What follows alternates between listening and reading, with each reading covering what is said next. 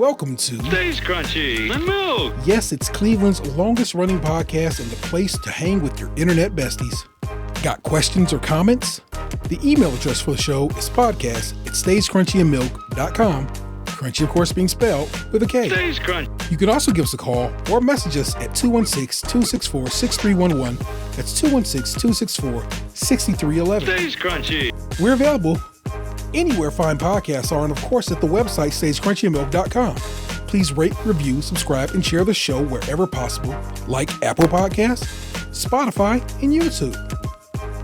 And now, Stage Krunchy. on with the show. Krunchy. Stage Krunchy. Stage So Krunchy. I've been doing this Stage thing with my Krunchy. kids Stage Krunchy. where, Stage like, Krunchy. it's kind of, I don't know, I wouldn't say it's cheating, but like I have over 40 years worth of knowledge on about songs that I like, and I just get to play them just good songs like all the time, like stuff that gets stuck in my head.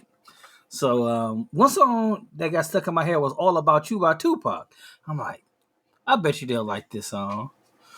Doom, And doom, doom, doom, doom, doom. That one? That Candy sample? yeah, Okay. yeah. And then with Nate Dogg on the hook. So I played it in the song. I played them the song.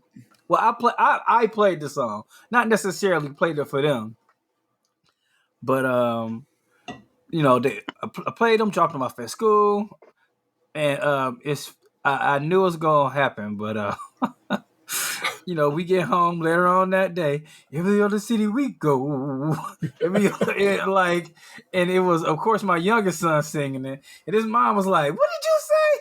Because I failed to give them a warning, like, "Hey, when they say oh, that's a bad word. It's not. It's not. It's not just them just saying oh."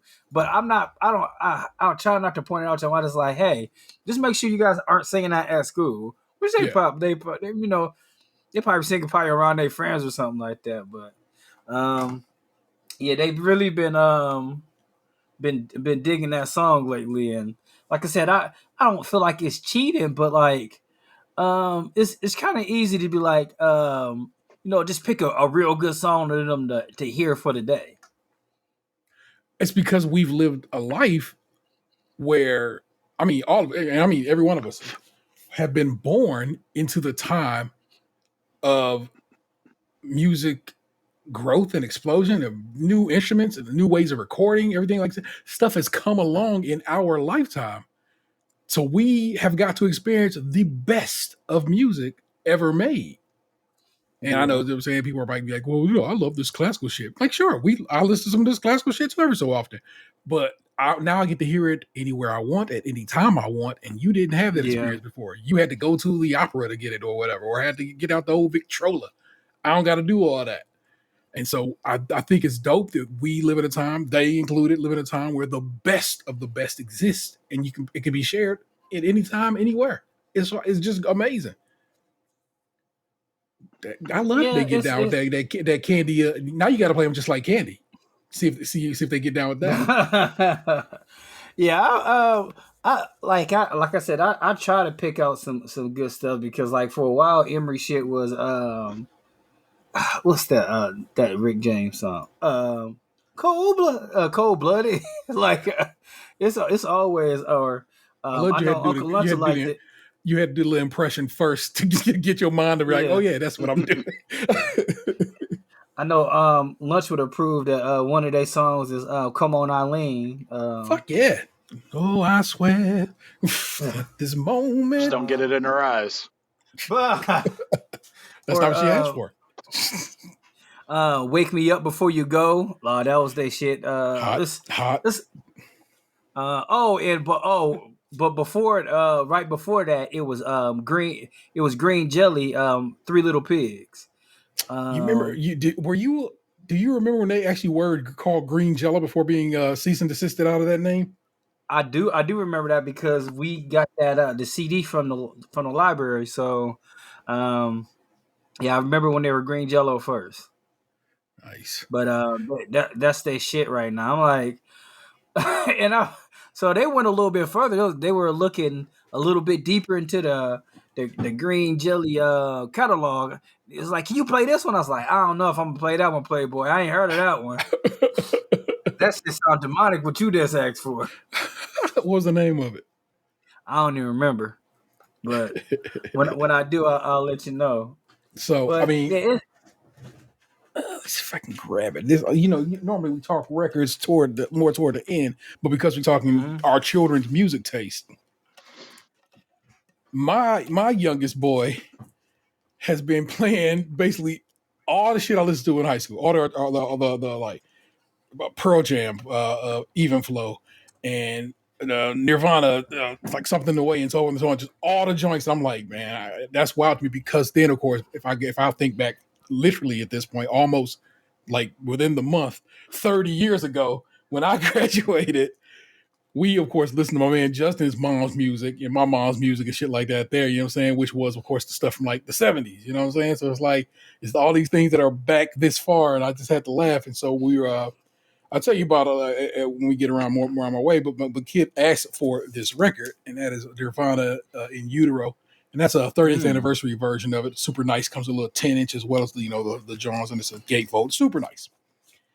And I was like, how crazy that my kid wants a record that I definitely listened to, and I don't know if I don't think I owned that. My man Justin had that on CD, and I think he made me a copy on tape. And so it's so funny that that's what, like I said, again, the best music ever made in some circumstances, our kids get to fuck with. And now, so do we for what it comes to, because like I said, our parents got to listen to some of the dopest, like I said, it all comes around. yeah. So I definitely still listen to some of the music my mom and dad listen to pretty heavy. same. But like what kind of when it come down to it, like especially with my mother, like I feel like I dug back deeper than she did. Like like my mother knew of Love and Happiness, but do she know some of the deep cuts off that album before? But I don't think so. Like and like like in the 80s, my mother was like full steam ahead. Like I'm listening to 80s and 90s music. She definitely wasn't a crate digger. Yeah. My mom's hated my Frankie Beverly impression. Because Oh that wow. shit was clean. I sounded so much like Frankie. I mean, I could do Silky Soul Singer was the song at the time. You know, their tribute to Marvin Gaye. Okay. And boy, at the time, that young man's voice could kind of hit that silky, silky soul. I could get that note just so, and it'd be so clean. And like she'd be like, "Nah, bro, you can't be doing that." I was like, that is a very good Frankie Beverly oh, impression. thank you. But my mom did not bang with it. It was like, nah, guy, stop. I'm like, I'm sorry, I can hit that Frankie Beverly. Sorry. But that's my shit, man. I just love that song. That song is man. Talk about some tracks. That's one. And Frankie Beverly Mays live at the Forum, maybe the LA Coliseum or something. I got that record over here. Then that's like that's one of my shits. What are what kind of parents music your parents listen to, Dan? Because you got young parents. So was they like just like I know your mom fuck with. I mean heavy Madonna. So it was like your pop like a metal guy, like you know what I'm saying 80s metal guy, or did he like more go another direction? My dad likes like all kinds of music. Like he's the one who introduced me to Creed. I remember when I was a kid, they had like a Meatloaf's "Bad Out of Hell" on the spindle. He'll listen to like some pop stuff, but like he's more like rock. My grandmother would listen to like Elton John type stuff. Fuck My yeah. my mom's like Madonna, Michael Stanley Band. Oh yes. Was your mom or your stepdad to fuck with Motley Crue? That's my stepdad. Probably both of them actually, but Right. I know my stepdad for sure because he's the one I went to the concert with. But I think my mom was supposed to go to that with him, so I think she likes Motley Crue. She's like into the '80s hair band stuff. What's the one group that's sings like Edge of 17?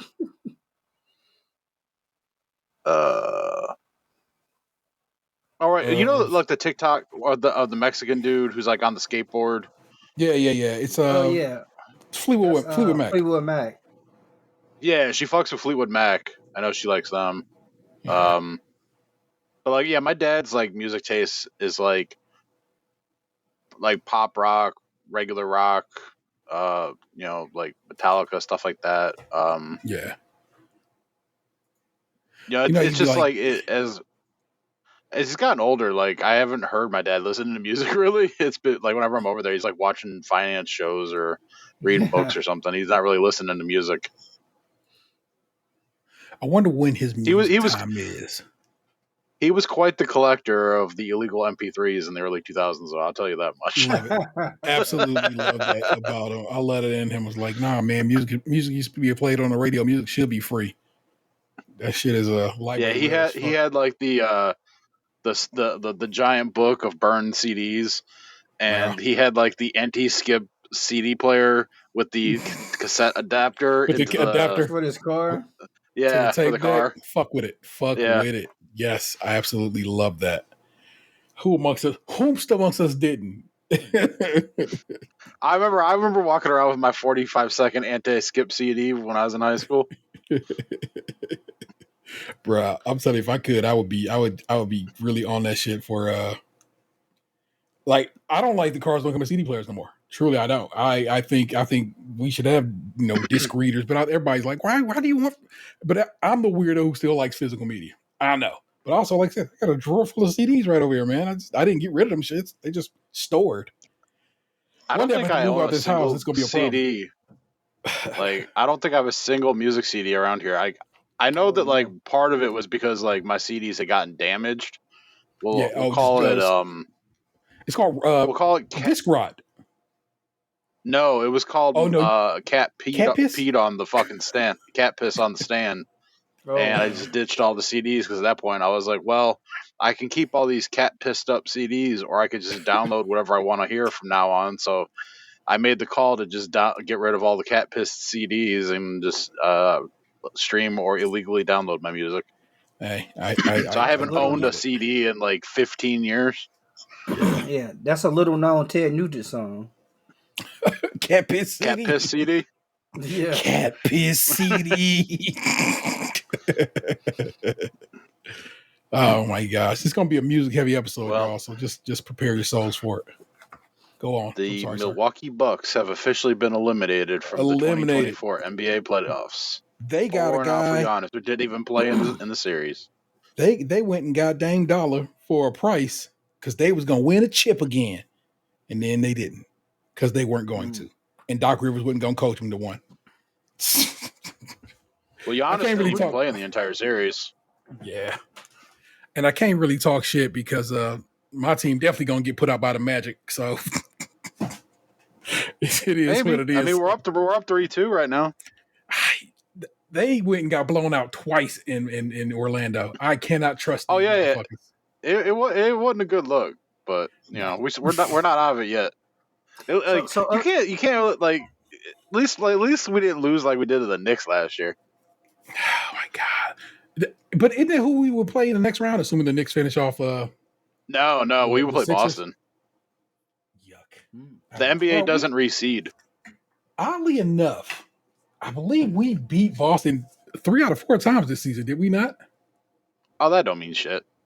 I know, but I like that. I remember when the dream. Cavs made the finals in 2007, and we were playing the Spurs, and we swept in the regular season. That played out exactly how we all thought it would, right? Yeah, and they swept us in return. I met Dave. No, was that the year? That's not the year I met David Robinson. That's not the year. I met David Robinson wait before. in that general time zone of when David Robinson was hanging around Cleveland, for whatever. But yeah, I mean, I worked here. I mean, did I work there or would I? Yes, I did. But that's when it was It was him and Tim Duncan that day. software, etc. It wasn't even GameStop. It was a whole different store name. So yeah, what a time. You want me to play that? If you want to. Yeah, I'm about to play. This is of course Ant and his children experiencing the joy that is. It's all about you. I'm gonna mute myself and push go on it. Every other city we go, every other video. No matter where I go, I see the same hoes. Every other city we go, every other video. No matter where I go, I see the same hoes. Shit, it's delightful. You too could one day kick it with your child and sing some bugged out ass tracks. And then I went to and I saw the same girl that my man Nate. Like I blurrily remember that song. You know say? Yeah, the Nate Dogg Cook is really what sells the song. I mean, Yes. just pretty much like every other Nate thing Dogg with Nate Dogg. bass track. You know what I'm saying? Yeah. Maybe If it would, tomorrow I'll play Fabulous. I can't deny it. I'm a surf rider. You got to play just a selection of Nate Dogg bangers for the children. Yeah, I was thinking of what Nate Dogg song to play next. But most of like a lot of them are kind of worse than that one. So You play These Days. It's just him singing. oh, You know what I'm saying? I don't think that'll grab them. That claiming dog pound. they are you know what, I'll play it for them to see, but they need something a little bit more upbeat than For sure. I know that I got good. Play Regulators. Yeah, that didn't hook them. Wow. That didn't hook them. I think maybe when they get older, but like I played it not too long ago and I didn't hear. Hey, I need to hear that again. But yet I didn't play that in the car. We were in their room playing it. So maybe in the car. You gotta introduce them to the I Got 5 on it. The remix, please. That to me is like it goes. That's cross culture. Yeah. Oh, you know what? That'd be the song for tomorrow morning. Then. Oh man. I got 5 on it. So I had both already prepared a show last week and then was like ready to make a show. And then I was like, then stuff happened. And I was like, no show last week. So these lyrics were chose last week for use on a show that would have been produced last week. But they're ready to go, people. As much as I like doing the show, I was very happy when you both were like, I can't. And I was like, cool, because I had other stuff I wanted to do anyway. I figured you want to watch the Cavs lose in Orlando, and you did. So there you go. Great. I went to a buddy's house, and I watched the first half of the Cavs lose in Orlando, and I watched the first half of the first round of the NFL draft. Nice. See, so it all worked out, baby. Nothing better than that. And you almost always take the draft night off. I'm surprised you hadn't already just took it and requested it off. I haven't taken it off in a couple years because the Browns haven't had a first-round pick for the last 3 years. Quite. It's not as exciting when your team isn't picking and has absolutely no chance of picking. Such as. So let me get to it. Also, well, just remind me to tell you about this these lyrics after the fact. Let's get to it.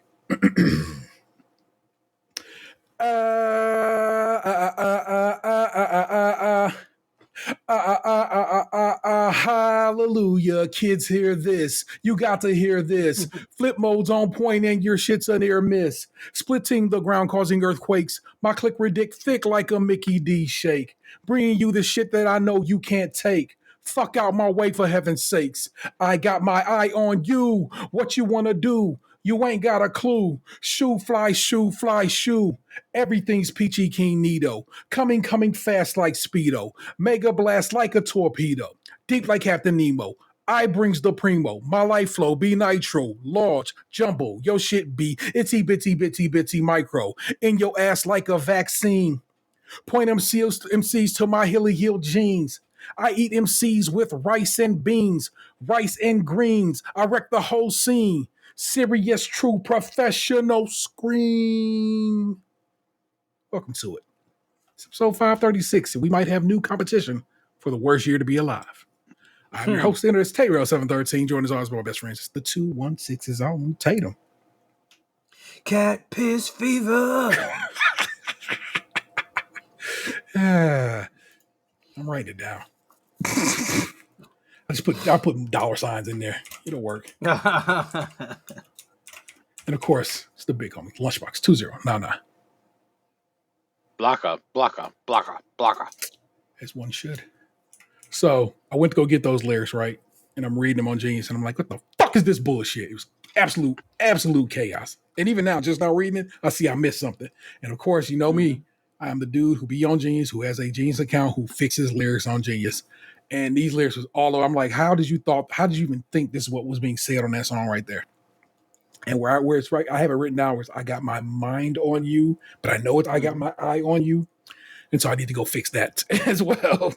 But I'll be in there on Genius fixing lyrics. Not all the time, but it's like, it'll be just this. I'll be going to get lyrics for the show, and I'll see this glaring mistake. And I'm like, this has to be fixed. And then I'll notice that if I see one mistake, it's usually the whole fucking thing is nonsense. Somebody just was like, I don't know where they was listening to this at, but they wouldn't listen right. I went, again, I'm showing y'all records earlier than I should be. I went and pulled the vinyl because I actually own that on vinyl and actually and I got the special one. I got the parental advisory one because this didn't get a lot of wide release.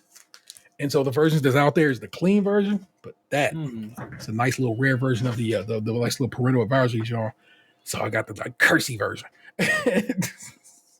Also, I've done other lyrics from that song on the show before. I've done like the Lord Have Mercy verse from that song. So I love that song a lot, pretty much bottom to top. But I was singing these lyrics all day at some point last week, and I was like, must be in my mind for a reason. Oh, there's other things I need to put on the list of shows. What is that? A new episode of Sugar is now on Apple TV Plus. Did I watch the show Sugar? Maybe I fell asleep and it played. So we'll just go with that because I definitely fell asleep the other night. Apple TV rolling, and I was just like, woke up with like, oh, you pulled a Hulu and just kept going. But hey, you know what it is? We normally have news, but this week I was like, one, I doubt there's much news to be had. The DEA and the Justice Department may be finally making weed legal, which has got a good time to be had all across the nation. But that's about it for halfway decent news. It's terrible times in the world. But you know what's dope? You know what's extra dope? When on a random Tuesday morning at 8:24 a.m., Kobe, one Kendrick Lamar Duckworth finally releases a response to Drake's 50 dropping Give Me 50, his I forgot what the other one called, the one that had the AI voice on it. Whatever freestyle, tailor-made freestyle. And so I would like to discuss in detail with my homeboys here this Euphoria track and go over what I know from it, and then we can go over what other people got. We can kind of discuss what other people talk about. We played this for Box earlier, so Box is fully is not fully, but at least Box is dialed in right now. So worry not that he has not heard any of these lyrics. But Ant-Man, first of all, what did you think when you first heard it? Because you said it to me. You were the first person to send it to me. Oh, good. I'm glad I was the first person to send it to you. Yeah. I loved it. And don't get me wrong. Let's first of all, let's start from the beginning. Not really the beginning because you explained it, but I did listen to the Drake song. I laughed. I loved that on the I guess what would be the cover art is like a size 7 Nike shoe barcode. I think that's hilarious. Yes. And him telling Metro Boomin to set your bitch ass up and play some drums is hilarious. Yeah. I'm not a big Drake fan. I certainly listen to back to back and it's some other songs, but where I would say my allegiance would be with Kendrick Lamar. It's funny. It was funny. No, I'll talk about that part at the end. But I'm already was fully aware of not necessarily will be the beef, but all these friendly, not kind of jabs they've been having over the years. Yeah. Even with Poetic Justice, this where Drake and Kendrick Lamar from Good Kid, Mad City, they were saying the fact that Kendrick Lamar keeps on saying in that song, these songs that I write was a jab at Drake to begin with. So I talked about this on Cadillac this we recorded this week. How I was what information I had was that's when Drake found not Drake, that's when Kendrick found out that Drake truly don't write his own songs and was upset about it. And so it's like that's crazy that culture said, oh, there you go. And that's itself in itself wild to me that's kind of That where was the that popped beginning. off at. Yeah. Cause it's like, you be having faith in well, if you are of a certain type of rapper, you know what I'm saying, of MC, you know what I'm saying? You hope and think that people will write their own fucking shit. And as it turns out, some people do, others don't. So that's just what it is. I honestly like. I mean, from the beginning, from my beginning of understanding rap, like Ice Cube wrote for most of NWA, so I don't really think it's a huge deal. But I kind of feel like what makes it a bigger deal is the fact that like you insist that you don't use ghostwriters. Yeah. I mean, So but has he ever just came out and said, I don't do that. What you talking about? you know what? That I'll have to just plead the fifth to. I really like, as me not being like a giant fan of Drake. Like I never heard him say, "Oh yeah, I don't." But as I remember, I thought he's kind of denied the fact that he's used ghostwriters before. Hmm. But so everybody has been kind of going back and forth, like, "Oh, when was Kendrick gonna respond?" Because it's been a month since the initial Like That song came out, and I don't even. All I know is I seen it and I was like, oh. And then like seconds after that, I sent it to you because it released at 8:24, but it was like it was like 11 o'clock here, and um, man, I listened to that shit like 6 or 7 times in a row because I got a free trial of YouTube Music right now, Yeah. and I seen like on Instagram like Kendrick released the song, and then I was like, I looked it up on there right away. It was there. I listened to it. I sent it to you. I sent it to my partner. She said, "No time for it. I still love Drake." Um, but yeah, I mean, it's definitely a lot of great jabs in that song. Like, um, it piggybacked off of Pusha T, like right or at all the right places, and like it seemed like they'll pick like like when you watching Power Rangers or Voltron or some shit. It's like, Mm-hmm. okay, so we know where to attack his armor. White boy. He don't take care of his son. And that's been what a lot of Drake fans have been like. This ain't nothing new, and I'm like, that's not what it has to be. But I sure if that makes you feel better, and it seems to make some of them feel better, that this ain't nothing new, then that's fine. That's Ducky. I'm going to read you this. This is from Caitlin Kelly over on Genius, and this is actually her quoting something else. The Rap Radar team asked Drake about how he views ghostwriting rumors in relation to his legacy. Drake quoted as saying, "Anybody that knows me knows that my strongest talent is writing." He said, "I'm not a great I'm not a great singer. I'm a good performer. I've grown into a great performer, but my greatest talent is writing. That's why people ask me to write songs for them. That's why people like to get in the room and write with me. Yeah, I want to just encourage anybody. Look, if it makes a great song and you're the one that's voicing it, but it's you and another person that's cooking it up, you're doing nothing wrong." So it's both sort of him saying, "No, I don't," but at the same time saying, "Yes, I do." You know what I'm saying? Yeah. So I'm not saying that Drake has outright denied it, but he ain't. Well, basically, I think He he just tiptoeing signs off around on it. it. Yeah, tiptoeing around is exactly how I look at it. So I got a real good ear for listening to music, especially shit like this. There, so I was it's me was already like pulling shit out of this, like, holy smokes, this is crazy. But then people was like, "Holy no, man! Do you know do you know what that first bit of music was? Because it starts off, pretty musical, pretty slow." And I was like, "This is crazy. Why are you starting off like this?" When I first heard it, but then there's like, "Nah, bro, that's a Teddy Pendergrass song. That is a direct reference to him being playing wheelchair Jimmy because Teddy Pendergrass got into a car accident. Of course, was in a wheelchair for the rest of his life." And they're like, "That's a direct reference to wheelchair Jimmy. That's why he's talking about him being." And let's read some of the lyrics. The first little beginning of this. I don't know. I guess we can call it a verse. This song has movements, which is something I actually love about Kendrick's musicality. He often has songs that have movements to them as opposed to just, what I'm saying. People are like, it's beat changes. I'm like, nah, bro, there's something more to that. Those are movements in music, and I fuck with it. You know what I'm saying? But he says them superpowers get neutralized. I can only watch in silence. The famous actor we once knew is looking paranoid and now is spiraling.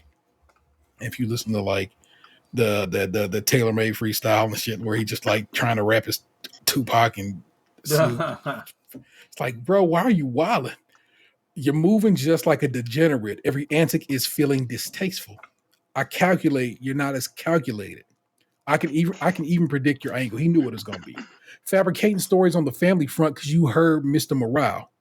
A pathetic master manipulator. I can smell the tails on you now. You're not a rap artist. You're a scam artist with the hopes of being accepted. Tommy Hilfiger stood out, but FUBU never had been in your collection. I make music that electrify him. You make music that pacify him. That's a real subtle diss right there, but I love it. Yeah. I can double down on that line, but spare you this time. That's random acts of kindness. Kindness, yeah. You know you a master manipulator and a habitual liar. But don't tell no lie about me. I won't tell no truths about you. That little bit right there, you would think, man, okay, it's pretty direct, but it's also all kinds of shit going on there. Tommy Hilfiger stood out, but FUBU has never been in your collection. They're for us, by us. By us, yes. And I make music that electrify them, as in all right and stuff like that. They're anthems to protest marches. I want you to know. You make music that pacify them, as in music for babies. Music for little young girls. People. Music for youngins who Drake has a habit of hitting on. Reaching for. Well, on both fronts, like reaching for like youngins as far as like working with every new artist. Yeah. And then the more salacious, exchanging numbers with Millie Bobby Brown. Yeah. I can double down on that line, but I'll spare you this time. It's a random act of kindness. He can go ahead and make fun of you about the Millie Bobby Brown shit and any other situation where you were a youngin'. But you don't get this past this time because I got other shit to make fun of you about. But people was like, man, I wish he would make a Millie Bobby Brown like situation. I'm like, man, don't drag that child into this because she was just excited to get to talk to dude. She was young and her brain ain't fully developed yet. She get a pass. So when this shit started off, shoo, and Charles was laughing about that shoe star. He was like, yo, man, he said shoe like X amount of times. Was he talking about that damn shoe size? And I was like, that's hilarious if that's the case. So I don't know if he was, but that shit's pretty funny if it was. And as a shoe person, yeah, I know Kendrick Lamar only like really has like Cortezes, but oh my god, I hate all those Drake shoes. Now it's funny, like he has a different collection of Jordans, but all his Nocta shoes are terrible looking. Like it just reminds me of the shoes that the corny kids would want to have when I was in 7th grade. I'm not gonna give y'all every fucking place, but got a Benjamin and a Jackson all in my house like I'm Joe. Okay, this one work on multiple levels too because Mike Jackson, his first like one of his first like number one hits like for solo was Ben. It was about a movie about a rat, and of course Jackson, you know what I'm saying, and Joe Jackson, but also Ben Franklin, Benjamin, and Andrew Jackson in the White House with Joe, as in Joe Biden, but you know. So they work on that one too. So you can swing it either way, and you'll be good to go. And I fucking love that about it. And not to mention, like Kendrick Lamar keeps on going back to the fact that no, I'm Prince, which I'm Prince, you're Michael Jackson, Yeah. because like a lot of at the beginning, we forgot to go over that. That's a line from the Wiz saying everything you said about me is true, right? yeah, and then like I'm a phony. The Richard Pryor line. Yeah, and who played Scarecrow in that movie? But Michael Jackson. And so it's like it's just ping, ping, ping, ping. It's just bouncing all over the place. And then like of course people were like, y'all reaching. I go, we might be reaching, but bruh, it's real easy to make the reach. It's not a far reach. It's me just going over here and grabbing some stuff off the shelf. It's an easy arms distance away. Everybody want to be demon till they get chipped by a throwaway. And I'm like, is he just saying that like that was just a throwaway? And then somebody like, no, Future got a song called Throwaway. And I'm like, what? It's like so. That's Future's middle name is Demon. Oh wow, really? Yeah, it's like that's not pronounced cool. that. Yeah, I mean, I don't know. That's how it's spelled. Probably Damon or something like that, right? Yeah, but it's spelled funny, but it's Demon. Wow, that's crazy. Okay, let's play me down like a poker face. Have you ever paid $500,000 to an open case? Well, I have, and I failed at both, but I came out straight. I hate when a rapper talk about guns, then somebody die. They turn into nuns, then hop online like pray for my city. He faking for likes and digital hugs. That $500,000 thing ended up being that it turns out there was a case, I guess, in England. Or, because The Guardian is who wrote the story about it. That's why I said England, but I don't fucking know. But apparently Drake paid $500,000, $530,000, and we're going to get all of it, to somebody accused him of sexual assault.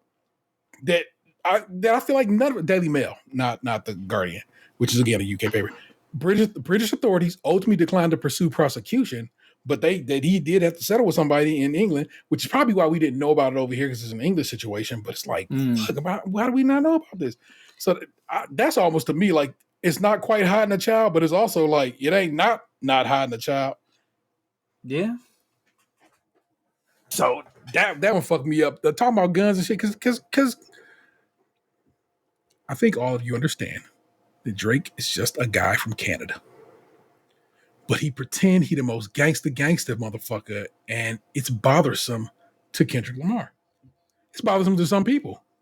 I have no real whatever's about it, man. He's an actor. Actors act. You know what I'm saying? It's weird that he chose I'm going to act like a gangster, or you know what I'm saying? But sure, have at it, buddy. This one was a real fun one. His daddy a killer. He want to be Junior. They must have forgotten the shit that they done. Dementia must run in his family, but let it get shaky. I'll park his son. Dementia, Parkinson's. Yeah. It's mean. It's very mean. His daddy a killer. He want to be a junior. Is him. I feel like they talking about Jay Prince, not his actual, not my man. What's his father's name? Dennis Graham. Dennis Graham, stay off the gram, bitch. I'm on one. The first time I shot me a Drake, the homie had to told me to aim it this way. I didn't point down enough. I'll show you I learned from those mistakes. A Drake is a type of weapon, a gun of some sort. It's a Draco pistol, but it's like it's fun. Yeah. So that's what an interesting looking weapon. You know what? Here, I'll do a quick scratch. I feel like you need to see it.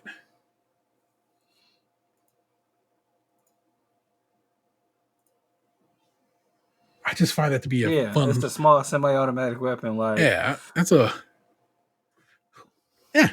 I guess you know what I'm saying. Somebody had told me that you got a ring. On God, I'm ready to double the wage. I'd rather do that than let a Canadian nigga make Pac turn in his grave. Apparently, Drake bought a ring that Pac had designed and wore one of the last times he was seen in public before he got shot and died from his and subsequently died from his injuries. And so basically, they said he paid $1 million for it, and then, of course he would get Kendrick was like, man, I'll just give you double for it so Pac ain't, having to deal with your bullshit. Basically, referencing that damn tailor-made freestyle where he using Tupac's Tupac AI that did not sound like Tupac at all. So that shit was disrespectful on many levels. And then he ended up getting a cease and desist from the estate of Tupac saying, don't do that shit. And they showed love that was Kendrick on it. So he had to pull that down.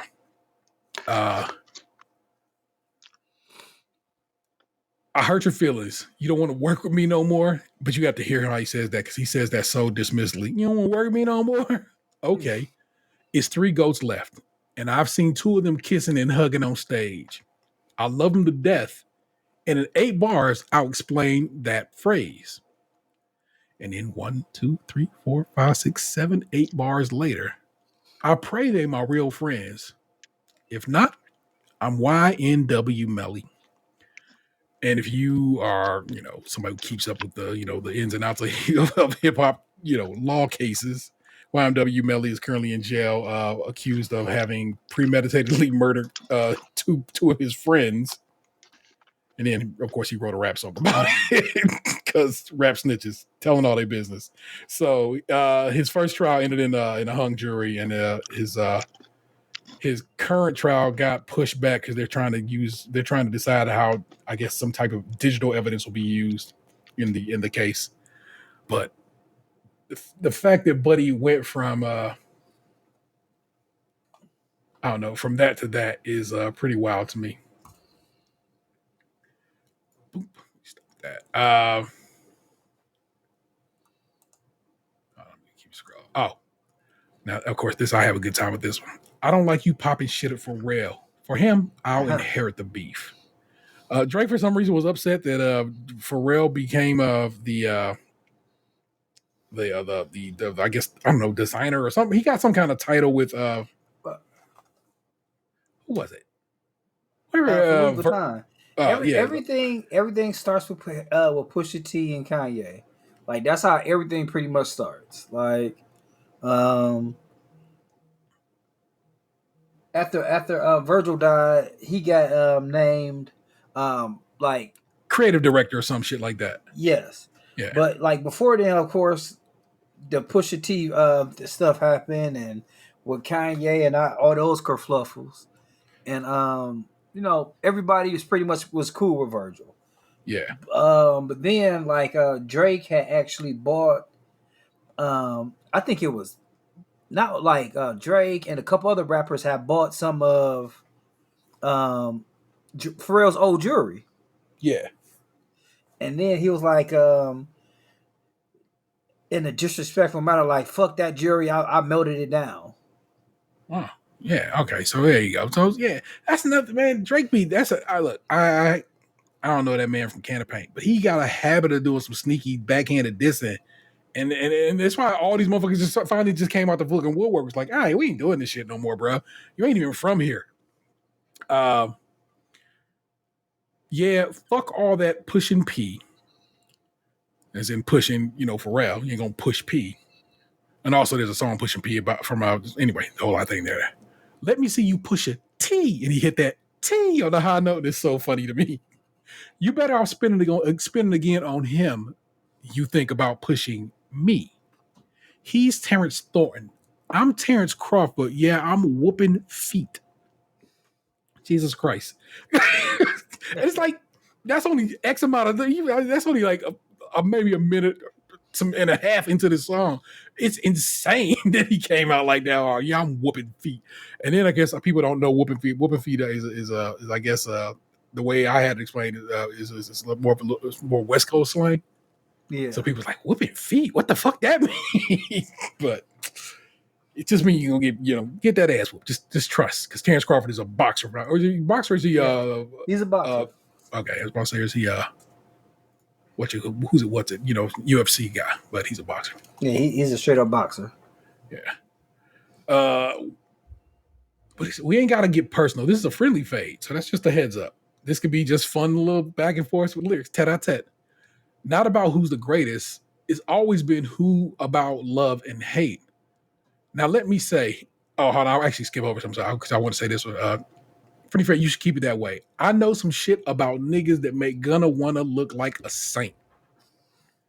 I'm gonna assume Gunna has some kind of a. Kendrick uses Gunna's reputation as a snitch in the YSL Rico case to imply that Drake has snitched in the past. I guess that's what that could mean. This ain't been about critics, not about gimmicks, not about who's the greatest. It's always been about love and hate. Now, let me say that I'm the biggest hater. This one is fun. I hate the way you walk, the way you talk. I hate the way that you dress. I hate the way that you sneak this. If I catch flight, it's gonna be direct. Which is why he has mentioned multiple times the name Drake. There's been no pity patting. There's been no subliminals. This has been like this might be this is one of the most direct this in a while, which you really love when they get straight to the business. We hate the bitches you fuck because they confuse themselves with real women. These women is like, nah, I get in it. But of course, and notice I said we. It's not just me. I'm what the culture feeling. Bruh.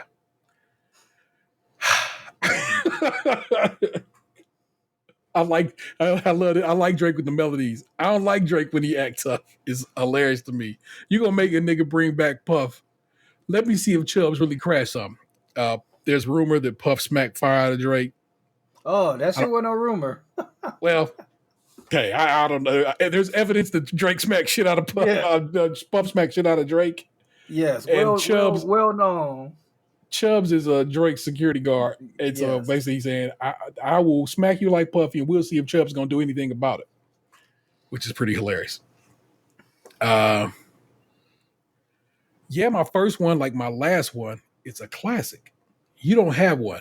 Everybody keeps saying, that's just not true. And I'm like, and tell me what the classic is, because I don't know Drake's classics. Drake got some classic tracks. Yeah, great tracks. Incredible tracks. I don't know of him having a single complete body of work. Not a one, in my opinion. And if you got one that you like, I feel like this is a classic on Drake's whatever. Great. We disagree because I don't. This one had me out my we was talking about this one like hard. I was like, yo, this is like a crazy. I guess it's not really an entendre. It's pretty direct, but let your core audience stomach that. Then tell them where you get your abs from.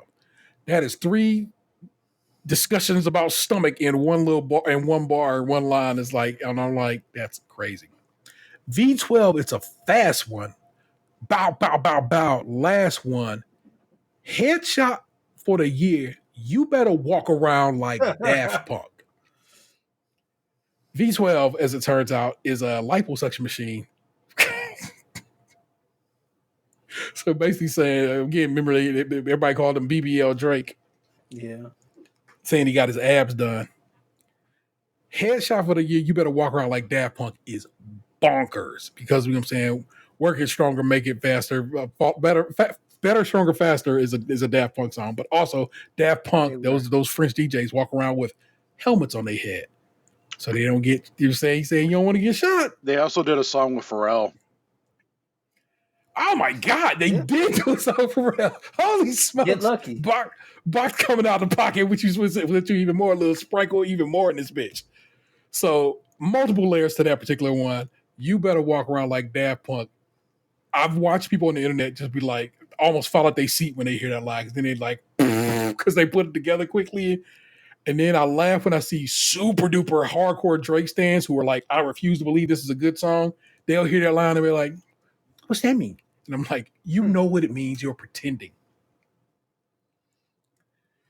So on Drake's song, Drop It Give Me 50, he swears that Top be fucking with, is taking half of Kendrick's money, or was, because of course by the time that Kendrick has already been finished with his TDE deal. So his money is his money. So that might have been something at the period of time. But if it was, Kendrick don't seem to be mad about it. And so he starts the second verse. Hey, talk dog. Who the fuck they think they playing with? Which I think is it's respectful, is what it is. It's a shout out to the people that Drake is trying to say is stealing your money. Extortion, my middle name. As soon as you jump off the plane, bitch, I'm allergic to that lame shit. Only you like being famous. Kendrick is a quiet ass dude, and people know that shit. Yachty can't give you no swag either. I don't give a fuck about who you hang with. Again, he comes back with this shit. I hate the way you talk. I hate the way you walk. I hate the way you talk. I hate the way that you dress, which is a direct reference to my man DMX. When they asked DMX on the Breakfast Club, how you feel about Drake? And he's like, I don't like that. I hate the way that nigga talk. I hate the way that nigga walk. I hate the way he dress. R.I.P. Darkman X, bro, because you was on this shit. Surprised you wanted that feature request. Because of course, you know what I'm saying, people know that you made a request and they can be like, hey, do you want to get on a song with Drake? And he could be like, no, thank you, sir. You know that we got some shit to address. I even hate when you say the word nigga. But that's just me, I guess. Some shit just cringeworthy. It ain't even gotta be deep, I guess. Still love when you see success. Everything with me is blessed. Keep making them dance, waving my hand, and it won't be no threat. I know they call you the boy, but where the man at? Because I ain't seen him yet. Matter of fact, I ain't even bleed him yet. Can I bleed him? Bet. When you stand by Sexy Red, I believe that you see two bad bitches. I believe that you don't like women. It's real competition. You might pop ass with them. Let's speak on percentage. Show me at your splits. I'll make sure I double back with you. Because you were signed to a nigga that signed to a nigga that said he was signed to that nigga.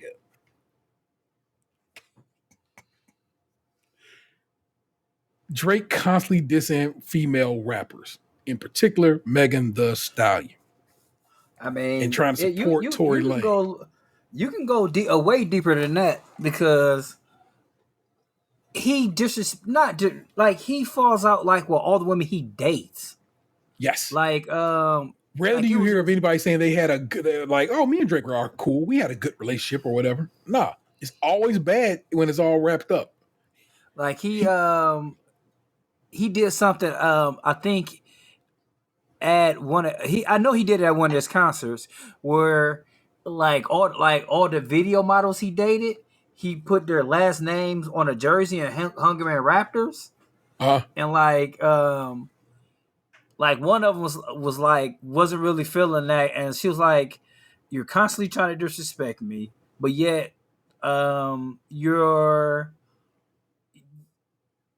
always in strip clubs. It's almost as if you're trying to be what you think black men are supposed to look like, and that's not cool." Yeah.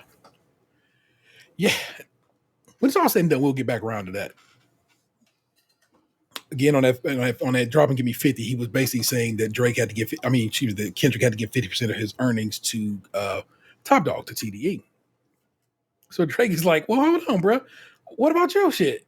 Because you are signed to Young Money, who is Lil Wayne's label imprint that then falls under Cash Money, which of course is Baby's imprint, which is forced under Universal Music Group, which of course is some other dude's imprint. So you signed to that nigga, to sign to that nigga, to sign to that nigga. So your splits cannot be anything healthy. Sure, I'm sure Drake is well off, but like I said, don't be on some nonsense when it comes to things like that. There, when why even bring up money, like stuff like that? There, I'm going to bring up your splits. Like, no, sir, we're not doing that. Try to cease and desist on Like That record. Oh, what? You ain't like that record? Back to back, I like that record. I'm gonna get back to that for the record. Why would I call around trying to get dirt on niggas? Y'all think my whole life is rap? That's hoe shit. I got a son to raise, but I can see you don't know nothing about that. Waking them up, know nothing about that. Then tell them to pray, know nothing about that.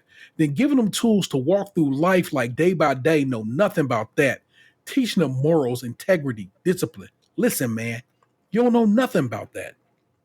Speaking the truth and consider what God's considering, you don't know nothing about that. There's no way Drake can be the father that, children need by touring all over the world all the damn time, being out with these dudes all the time in the clubs and with strippers and strip clubs and so forth and so forth all the damn time. There's just not time in the world for you to be raising your child at that point. Kendrick saying, I'm Especially not, when his child lives in a whole nother country. Like for sure. his child, if I'm not mistaken, lives in France. Yeah. So there's simply no way this is happening that way. Where Kendrick's like, I don't do this rap shit all the damn time. In fact, I do it when I drop an album or I drop a little song. But most of the time, I'm just at home with family, taking care of business and raising my son and trying to teach him to be a good person and hoping I'm doing a good job at parenting him. But you don't know nothing about that. And it's like, that's one of the things, like I said, it's I want to say Bomani Jones pointed out that Jay-Z, when he made Takeover, was making a song for everybody, you know what I'm saying? But Ether was for an audience of one. It's basically, I'm talking directly to you, and this is what this song kind of feels like. It feels like I'm speaking directly to you, and I'm meaning to hurt your feelings right now. In a rap diss, nothing like we need to come, drawing swords or knives or anything like that, sir. This is just rap shit. Settle down. Teaching them morals and discipline, integrity. Listen, man, you don't know nothing about that. Let me see. Oh, this one is funny to me because everybody like, man. I saw a tweet about this and it was like, my man was so mad. He just went with Joel Osteen. He didn't even Google dude's name. He just was angry, so angry. He just went in the booth and started rapping. And I was like, that's real as fuck. Am I battling Ghost or AI? Nigga feel like Joel Osteen. Funny, he was in a film called AI, and my sixth sense telling me to off him. Yeah. And now, of course, Joel Osteen is, of course, the mega church pastor. Yeah, he was Haley Joel Osment is who he. Haley Joel Osment. Haley Joel Osment is who he meant, but also, I guess Joel McHale is also, saying somebody put in the mix was like, oh yeah, it's a lot of people who got this like these names that try to sit around each other, so it's an easy mistake to make, and people was all like, but y'all knew what he meant. So it's like, it's cool. I get you, baby. Yeah, OVO hoe niggas is dick riders. Tell them run to America. They imitate my heritage. They can't imitate this violence. What I learned is niggas don't like the West Coast, and I'm fine with it. I'll push the line with it. Pick a nigga off one at a time with it. We can be on a 3-hour time difference. For whatever reason, that particular bar was hitting my head the other night. And I was like, God damn, that's mean as shit. We could be on a 3-hour time delay because, of course, LA is on West Coast time and Toronto is on Eastern Standard Time or Daylight Time, depending on what part of the year you're on. Then he did this shit. Don't speak on the family, Crody. It can get deep in the family, Crody. Talk about me and my family, Crody. Someone gonna bleed in your family, Crody. I be at New Ho King eating fried rice with a dip sauce and a blammy, Crody. Tell me your cheese and fam. We can do this right now on the camera, Crody. Hey, fuck y'all niggas. I don't trust y'all niggas. I wave one finger and thump y'all niggas. Like, field goal punt y'all niggas. They punk y'all niggas. Nobody ever took my food. Whoever that's fucking with him, fuck you niggas and fuck the industry too. If you take it there, I'm taking it further. Psst, that's something you don't want to do. Drake goes ahead and does this Toronto accent very well, I might add. Talking about New Ho King. Box, we have been on the street that this restaurant is on. We have probably walked past this restaurant multiple times in Toronto. It's over there on Spadina. I know you know the street. I know you know exactly where it's at because I'm telling you already, we have been over there. And the guy who owns that restaurant, New Ho King, what is his name? Hold on. I want to give my man some love. It's not where I got food poisoning, is it? No, that is not New Ho King. But also, I love that the restaurant called New Ho King because it's like he's calling him the New Ho King. I'm gonna play this off my phone. I'm not trying to really play it into mic. I just want to hear this dude's name, so I'm gonna get this. New Kendrick Lamar diss record targeting Toronto's own Drake has one local Chinese restaurant caught in the middle. but in a good way. New Ho King on Spadina was mentioned in the song Euphoria, and now the owner says they have since been showered with 5-star reviews. Talk about me and my family, Crody. Someone go bleed in your family, Crody. I be a New Ho King. New Ho King. There you go. That's right. I'm trying to learn how to sing the song now. Johnny Lou is paid. Word to Johnny Lou, owner of New Ho King in Toronto. Again, we are regularly in that Chinatown area of Toronto. Me and Box and my lady and my kids and stuff. Whenever we go up there, I go and we go over to my man Uncle Tetsu's and get Japanese style cheesecake. We kick it over there. Box did get food poisoning from a restaurant over there one time. It was not New Ho King, as far as I know. So no, but I love it. I love this restaurant is now giving 5-star reviews, and people are going to go get this fried rice and dip sauce. It's just like, that is a fun just. And what Ant said, Kendrick Lee, because basically my man getting business because I on some Keith Lee shit off of this shit, and my man is like, I gotta learn this song and I love it and respect. So he got people up in Toronto showing love to Kendrick and therefore and not Drake, and it's hilarious that's the thing. Also, it's wild to me that they ain't got no other news stories to talk about in Canada at this point in time. They bring that shit up. And I've heard several times. Like a podcast I was listening to where the DJ was saying like how in Toronto they don't really mess with Drake.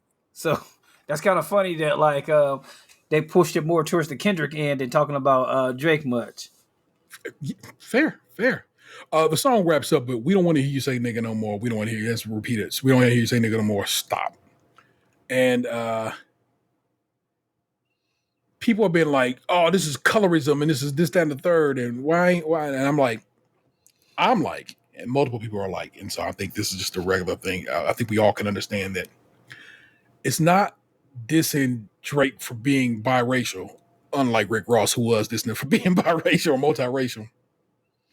It's that he didn't grow up in America under like what Black Americans grew up under.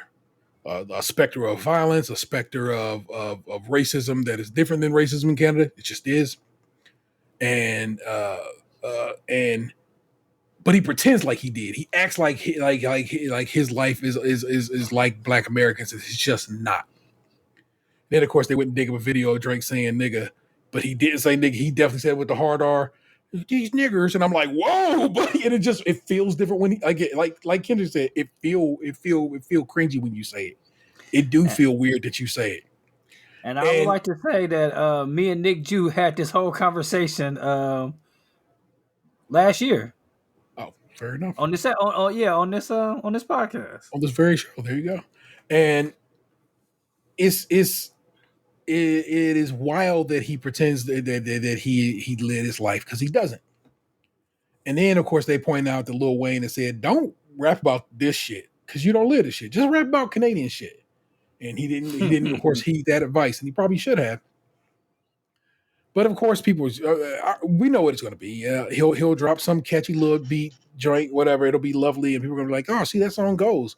And I'm like, I guess it'll be fine. It will go. It'll have a nice beat, and it'll be a fun time to be had. But it's not this where you're really being spoken to and spoken of and looked at real different. And I feel like I find that interesting. You know what I'm saying? I find it not just funny and fun, because like I said, I love a good diss track. I love some hot mess, you know what I'm saying?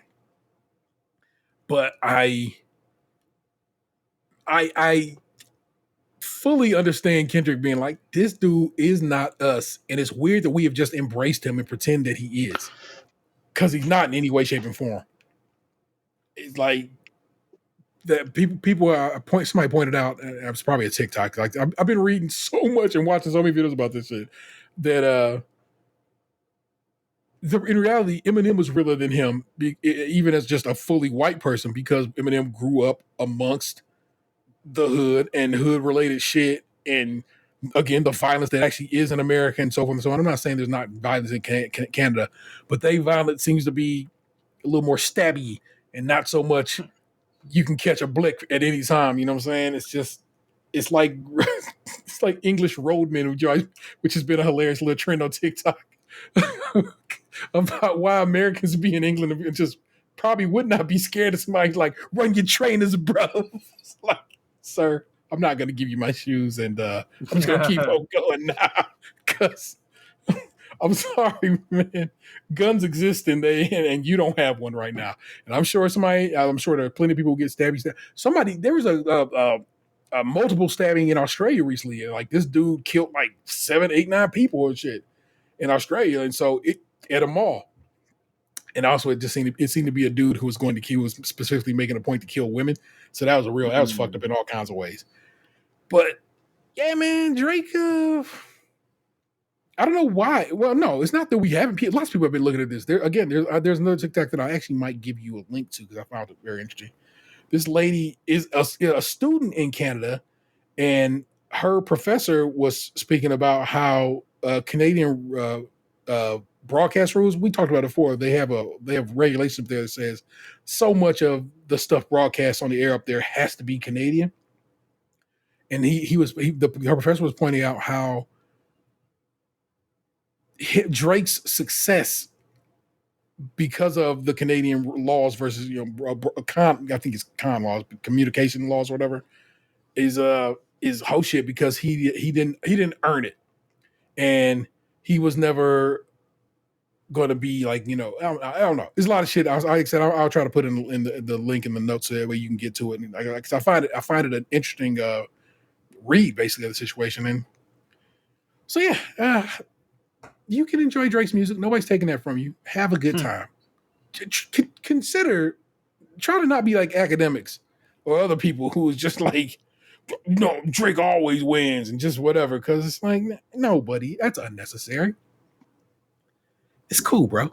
I absolutely, of course, love the song. I played it a lot. My kid's probably gonna get sick of it because I keep just playing it when I get in the car. I'm like, we're gonna start here, and it's a 6-minute song. So basically, it's the entire ride to school. So it's so good. It's such a good song. Like I said, it has all this movements to it. It's dope lyricism. I'm a rappity rap ass motherfucker. So of course, it's everything I love. But it's also something that it really does spark conversation. And like I said, people, that's another thing people have been pointing out. Like, people ain't talking about push-ups like this. People were not really like digging into the depths of this. Cole Kushner over at Dissect is not putting his current MF Doom podcast on hold to make sure he can release a full episode discussing this song going forward. He already put a video out with 10 things. It's like, it's a lot going on here. But Cole actually has a super affinity for Kendrick's music. And so, of course, he's going to be like, I'm in this shit because he always finds interesting little tidbits in Kendrick's music. And then, of course, I was reading that post I sent you, and people was in the comments like, well, that's just a reach. You nerds are reaching and blah, blah, blah. Like, hey, buddy. I guess you can be upset, but why would you be? It's just music, right? It's not like that's your fam. You're cheesing, fam. You're cheesing, fam. It's so good.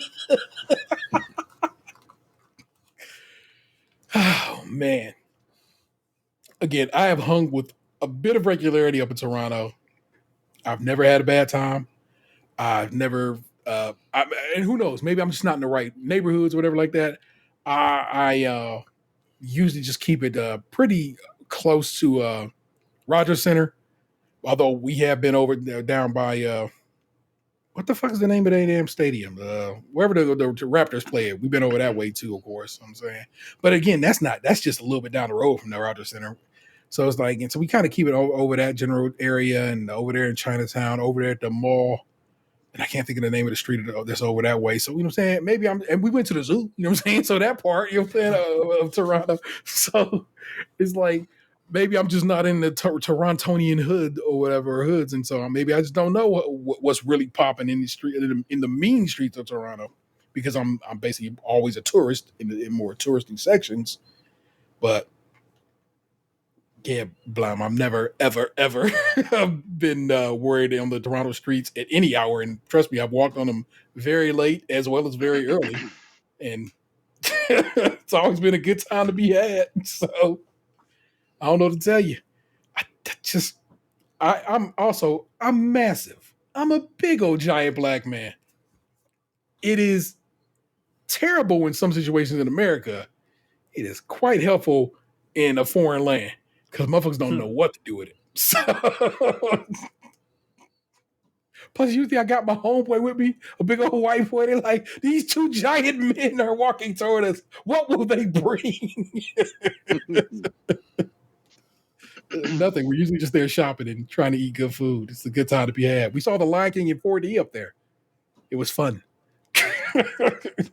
Also, Yo Popeye's It was a son, nice experience. Hey, I ain't never watching that movie again. I don't think it was a good movie, but it was a good time and to see it in 4D, having animals sneeze on you and Yeah, the feeling water sprayed and the smells being pumped in and all that shit, that made the movie watchable. Otherwise, nah, I'm good. Yeah, exactly. So there you go. That was your news for the week.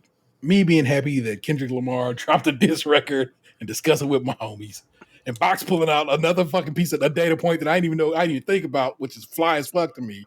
So excellent. I hand the reins of this very show over to my homeboy.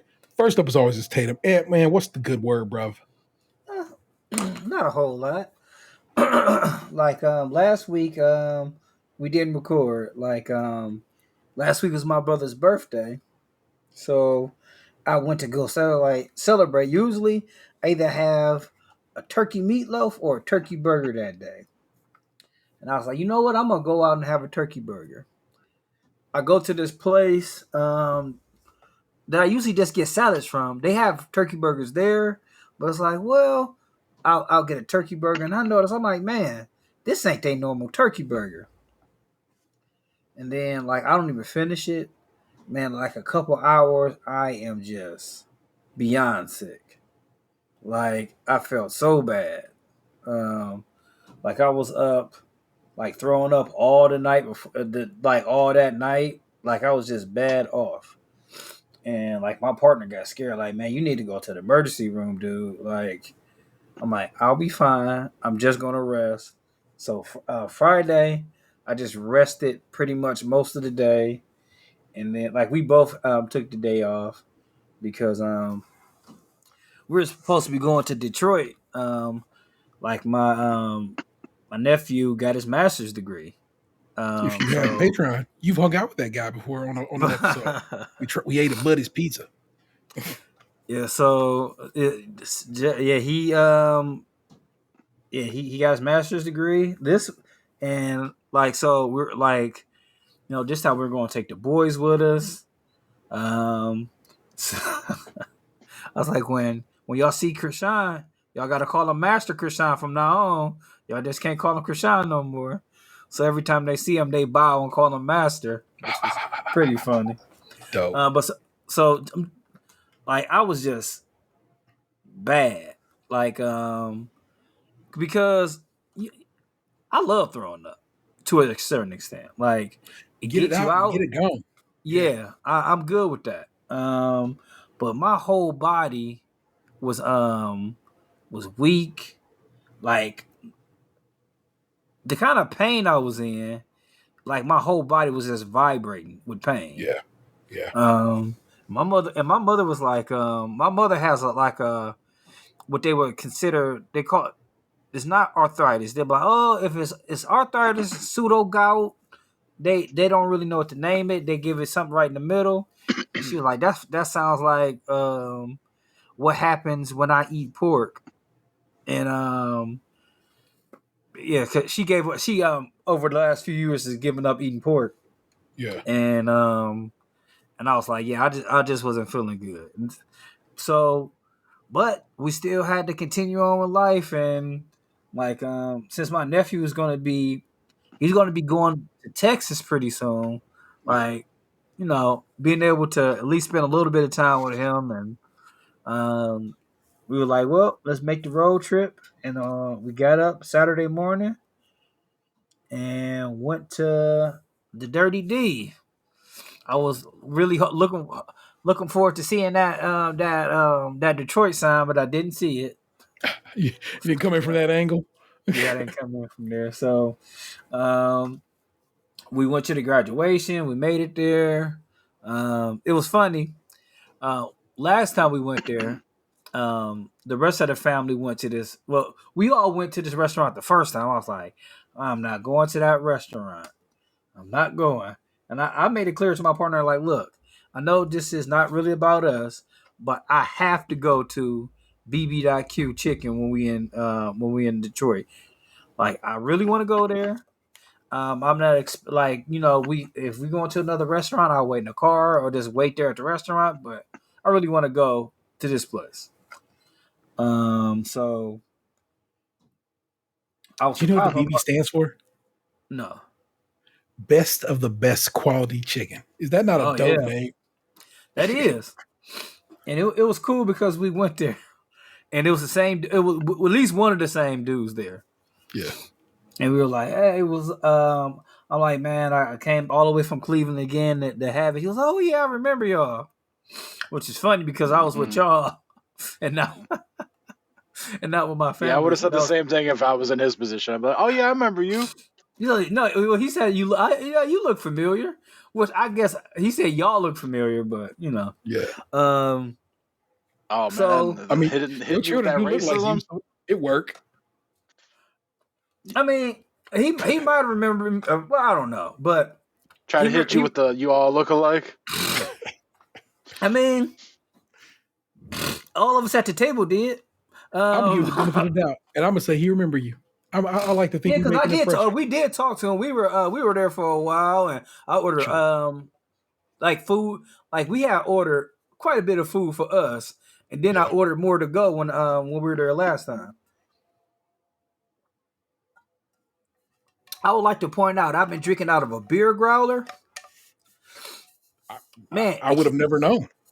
it keeps my water really cold. And I Nice. know it's also a vulgar word for vagina, so I was like growl. That always makes me laugh every time I say it. So we went to the chicken place, and my oldest son was like fucking over the moon. He was like, "Man, this chicken is incredible." It is. Yeah. So yeah, we were eating the chicken and like his mom had got like some chicken to go. She said he ate half of that. But of course, I think my youngest son more enjoyed the cheese sticks. He wasn't really he likes wings, but he don't love them. Yeah. And then the family had rented like a lake house, so we went there after dinner, and you know it was like an Airbnb, and it was laid out pretty nice, and they had like this massage chair. I sat there most of the time getting my massage on. Then after that, spent a little bit more time there and drove back home. You gotta stay overnight? No, we didn't stay overnight. I'm used to driving, so I was like, I'm good. I threw on a podcast, and it was back home. You know, my oldest son was just in the back, like on his Kindle the whole time. He didn't fall asleep, and my youngest son was asleep probably within 5 minutes, so it was fine. Yeah. But it was a good time. I like going to Detroit. I hate the drivers and stuff around Detroit, but somebody freaking scratched my car. I don't know when and don't know where, but I know it's in Detroit. It'll probably it could buff out. It's not like it's a big dinner or anything, which is nice. But yeah, I think we got to go back to Detroit sometime soon because we got a California Pizza Kitchen gift card we got to use. Fair enough. Oh man, I enjoy just riding up to the D. I would love to get you across the border up there into Windsor because Windsor is interesting. I find it to be an interesting little burg, and it's just like a suburb of Canada. Really, I mean Canada, Lord knows, a suburb of Detroit. It ain't really like cracking like that. You know what I'm saying? But it's just Canadian enough. You know. And so I dig that about it. So That would be, like I said, we'll get it popping sooner than later. That one I feel doesn't count for anything. Like I said, if you cross the border right there, it ain't no Toronto, it ain't no Niagara Falls. It's literally going to a suburb of Detroit, man. So I feel like that one don't count against you. Yeah, Oh my gosh. What's up? I said it probably would, but that's no doubt. But hey, man, I can always beg. Like, come on, man, let me just steal your man for a little bit. I'm taking him up north. Come on.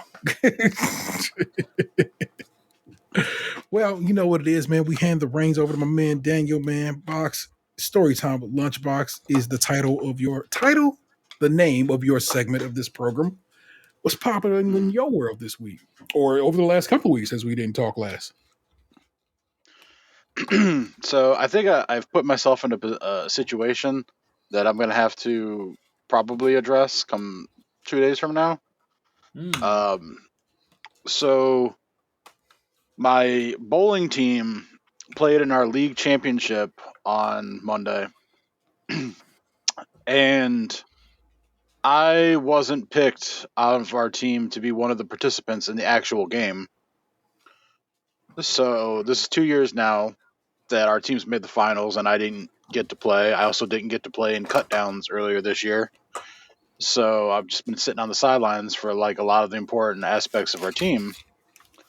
And I think so I was kind of irritated by that because like we didn't even really discuss it.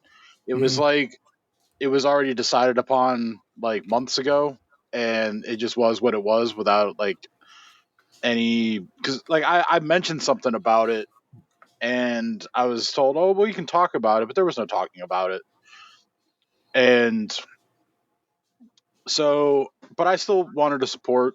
So, I showed up on Monday to watch, but like I knew I wasn't in the best of moods because like I was salty about not playing. Yeah. And it made it even more difficult because the people that were bowling all had like friends and family there.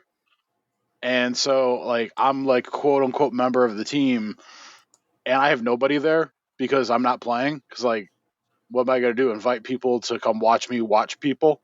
Yeah. And so like I'm watching my team bowl without me while all these people are cheering them on, and I just felt like disconnected from the whole thing, like I wasn't a part of any of it.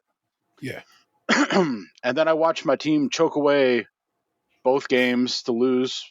Didn't even make it to the third game. And then I just left without saying goodbye to anybody. Like as soon as it was over, I just got up and I left. Yeah. And I've been struggling with the thought of like, do I quit the team? Because like I want to play in those situations at least some of the time. But also then I'm like, well, if I quit, I got nowhere else to go to even get those opportunities, because I don't know of another fucking bowling team I could join unless I want to bowl with a bunch of random ass strangers. Which, if you know me, I'm not into the random ass strangers thing. So it's like, do I have to have like a conversation? Do I have to like talk this out with them? Do I just have to suck it up and fucking deal with it in silence?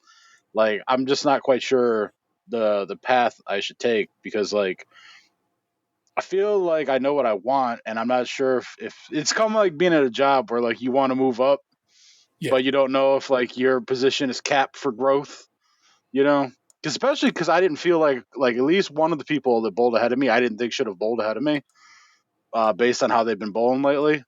For sure. And so I didn't agree with the decision to begin with, and then it played out just like I thought it would, where they fucking choked.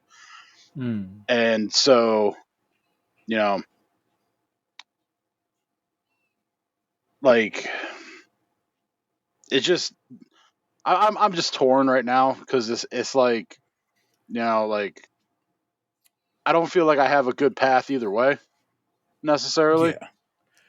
I feel like this feels like, to me, it comes back around to you feeling what we discussed before some weeks back about you feeling it's like secondary, being made to feel a bit lesser than amongst your friend group, amongst that particular friend group. You know what I'm saying? And I don't fuck with them. Just be like, because like basically, I mean, I don't know how much did you bowl in the season to help them get to where they were. You know what I'm saying? Yeah, so that's the thing. Like, I'm, even though I don't want to be at this point, like the first year, like last year, I was part time for a couple reasons. One, like our jobs were very much in question, so I didn't know if I could afford the weekly bowling dues, like continuously, because the bowling dues are like $25 a week now. And with our jobs being kind of like in question last year, I was kind of like wishy washy about committing that much resources to that at the Yeah. time. And also, I hadn't bowled in a couple of years, and my health was in very bad shape. But like, I made it known that going into this year that like I wanted to bowl more, and then I still don't bowl enough for what I want because part of the issue was we had uh, 7 people for a 5-person team, and so you can and 3 of the people basically just bowl every week. They don't rotate at all. Now, So, and then why one do they have guy, that juice? because they're the like the one guy's the captain, and then the one guy is his friend, and then the other guy he does pinball with, and I don't know if like for whatever reason they've decided that none of them really rotate. The one guy like took a couple weeks off for a couple things, and he gave up like 1 or 2 weeks. And then my other buddy, he's kind of like the fourth de facto full time, but the only reason he doesn't bowl as much is because like in the fall, like winter time, he travels for work conventions, so he misses time for work. Okay. But he also doesn't want to bowl as much. Like I've talked to him about it. He's willing to kind of be part of a rotation, but Yeah. it's just hard because and then we have one guy who's another part timer, and they've decided to kick him off the team. I don't even know if they told him yet. He didn't even show up to watch the finals. Um, but so like I was gonna quit before they told me they were kicking him off because like kicking him off frees up a couple more weeks here and there, which means I get to bowl more. I'd basically be in like a 2 week on, 1 week off kind of rotation with like 2 other people, Okay. which like is more stomachable. But like I don't want it to end up in a situation again like next year where like because like I've bowled like many years, and this is only the third time that my team's ever made the championship. It's twice. We've been in this league for 2 years. Like this group's been together. We've made the championship both times, but there's no guarantee that shit's going to happen again ever. If it's like you can't count on that shit happening every year, and Yeah. so it's like am I being angry in the moment and then eventually it won't matter, or should I have the conversation? Should I even bother having the conversation? Because next year we'll be down to 6 people, and so it'll be one of us has to sit. It'll be a coin flip. Like they were never going to let the other guy bowl. Well, I'll just say that. Like he was never a consideration. So it was really down to me and then the other person who bowled. Which I don't have a problem with them bowling.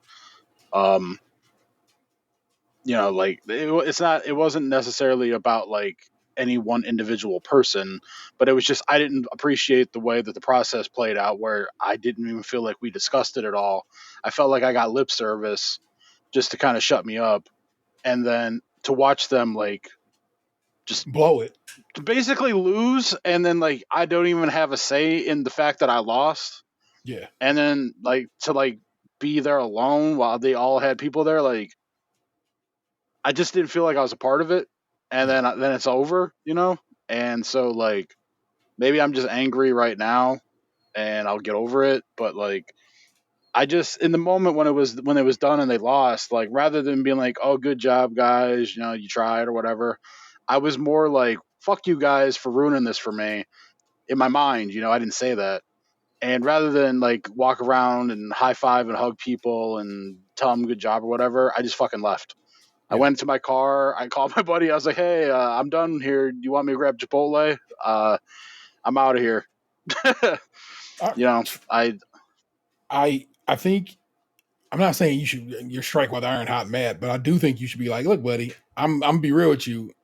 What's the point of me fucking with y'all if I can't play for the championship and y'all just lose in the championship? I think that's an honest thing to discuss with somebody. I think it's perfectly fine for you to be able to tell people that you can work on how you say it, but it's okay to be like, I'm not trying to fuck around and be sitting here on the sidelines at the important times. You know what I'm saying?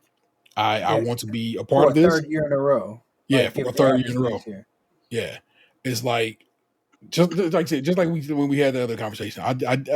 You got to advocate for yourself. It's just it is what it is, and you already are. It's already on your heart and mind, so you already know that.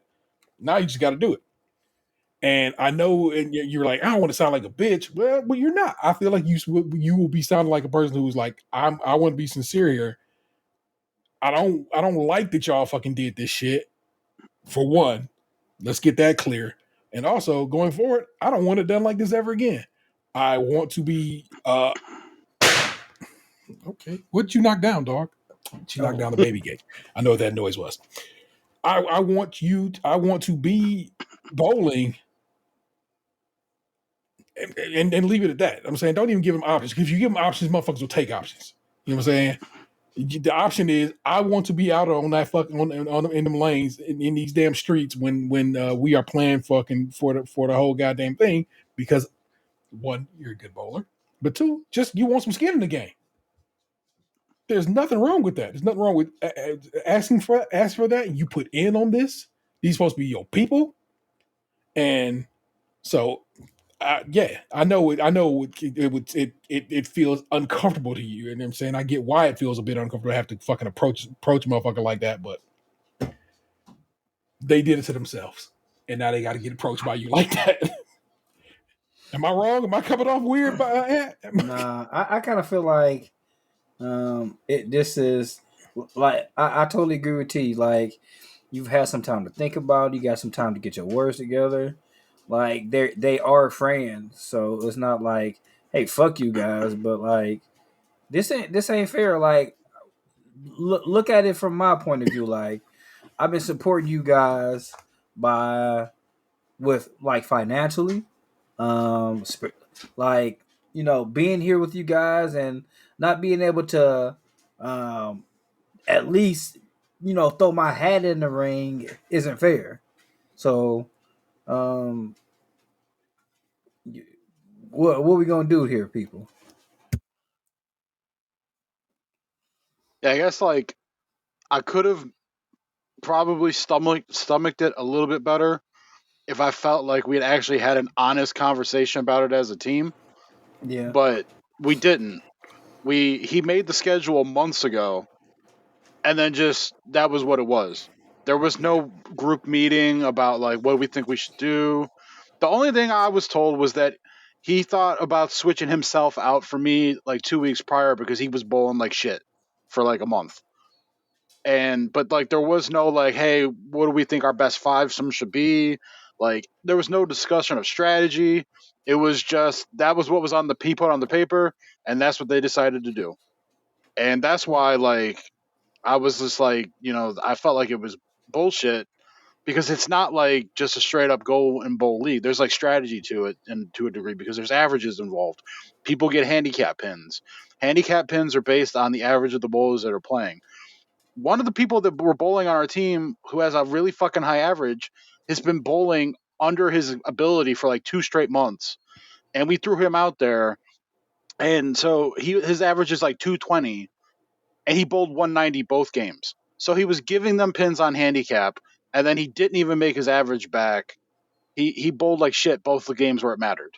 And he was the one. I'm just to be honest. I thought I should have bowled over him based on the fact that my handicap pins are less, and the fact that I've been bowling above average for almost 2 straight months now. I was like, if we're looking at analytically, I was trending upward and he's been trending downward, and I felt putting him out there in that situation was a detriment to our team, and they ended up losing both games really closely because of it.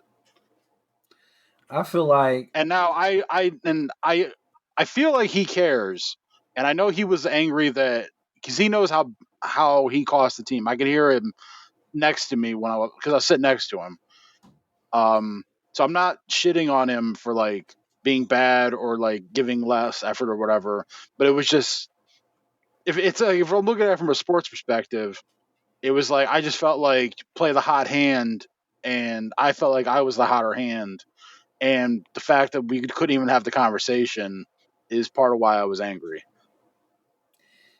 Yeah, like you guys need to honestly maybe have some team meetings, like be more upfront about why it's only 3 people in the rotation and or 3 constant players and there's not really a rotation.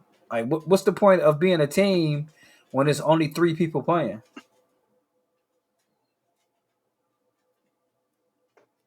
Well, no, I mean people play, but they play every week. Yeah, the 3 constant players instead of it being rotated like it should be.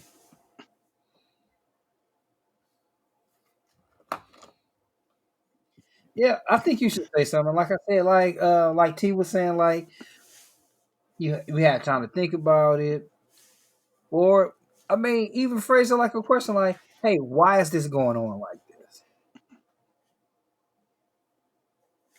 I'm saying don't get the motherfuckers an inch because they will take a Oh, mile.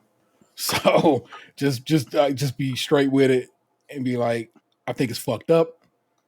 However you wish to word it. T would word it, I think it's fucked up. Dan can word it however he needs to. And going forward, if it's gonna be like this, I don't know if I can really get down with the get down. I don't even want you, then it gets wiggle if you say that. I don't think I can. You know what I'm saying? It's like you gotta not give motherfuckers no space. It's like I just won't. Like if it's gonna be this way, I cannot and will not be fucking with this. Because yeah, I want to but they're be. still friends though. I Like, know, and that's why and we still friends, then we'll be okay. I don't gotta YMW melly you. It's okay. We'll be all good after this. I just won't be fucking with y'all no more. And maybe you gotta, I don't know, build a new team. I would love to see you build a team. Get out there and find some players. I know you wouldn't. I said I would love it. That's all I'm saying. Well, they wouldn't need to build a new team. They would still have at least 5. No. You building a team. No, I'm saying though they wouldn't have to build a new team. I would have to, but they wouldn't. They would still have enough people to play. Yeah. And then they probably wouldn't kick off the other guy that they're kicking off if they haven't told him already. You just drop that poison pill. You know he was gonna kick you off, man. No, you don't do that. I have a hater built into me. I can't help myself. I want you to be okay with this. I want you to be okay with advocating for yourself, knowing your truth, understanding it, and believing that you are right. Because in this situation, I know I'm your friend. I'm always going to be kind of on your team more than other motherfuckers will be. But you are right and exact here. 2 years straight was too much. Last year, I guess whatever it could have been, we could write it up to whatever. You had some time off. There were some health situations and so forth and so on. Sure. But this year was not last year. And that shit seemed wildly disrespectful to like be, plotting out that way and playing it this way. Like, but and like I said, who else is going to advocate for you but you? So, yeah, check fools. Always. I always am on that side of that shit. Is letting motherfuckers know. Like, bro, you made me feel fucked up. You made me feel some kind of way, and I don't like it. Just that way. Anything else, sir? No, it's been other than that. It's just been Call of Duty and the usual. And let us walk away from this explosion. I have a little like what was it, the koala in the cartoon? Wearing the fucking spy suit. Just in that last Tuesday, around the 7:30ish mark, I'm driving home after dropping my son off at school. And the sun, a little glint of sun hits my eyes, and out of nowhere, a fucking small herd of deer just decide I'm crossing Franklin, where you were driving down the street at 35 miles per hour, and I fucking clipped the shit out of a goddamn deer and fucking do damage to my car. And I was so vexed. I'm still kind of grumpy about it because fuck them deer. There's a deer that far in. Think about that. You know where I live at.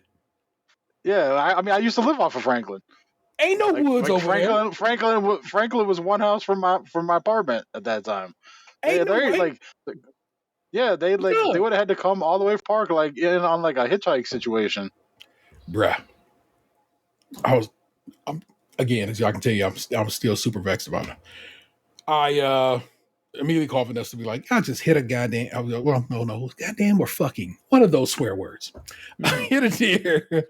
I go, car seems fine. I'm rolling home. So I get home. I look at it. I immediately get on the my insurance company app, and they're like, all right, let's make a claim. And they like, do this, and do that. And I'm like, all right, well, I can't do this where the car is currently sitting. So let me wheel this car back some. And I take like something like 20 pictures and a 45-second video walking around the car because all these things are required by my insurance company. Dude hit me up, and he just really kind of matter of fact. And right there, I felt like I needed some coddling because my car just got injured by a deer, and this man was not giving me the coddling I needed. And I was like, this motherfucker a little too straight to the point for my taste. But Vanessa was supposed to go to New York the following weekend. That weekend after and so she was like, "Can I drive that car?"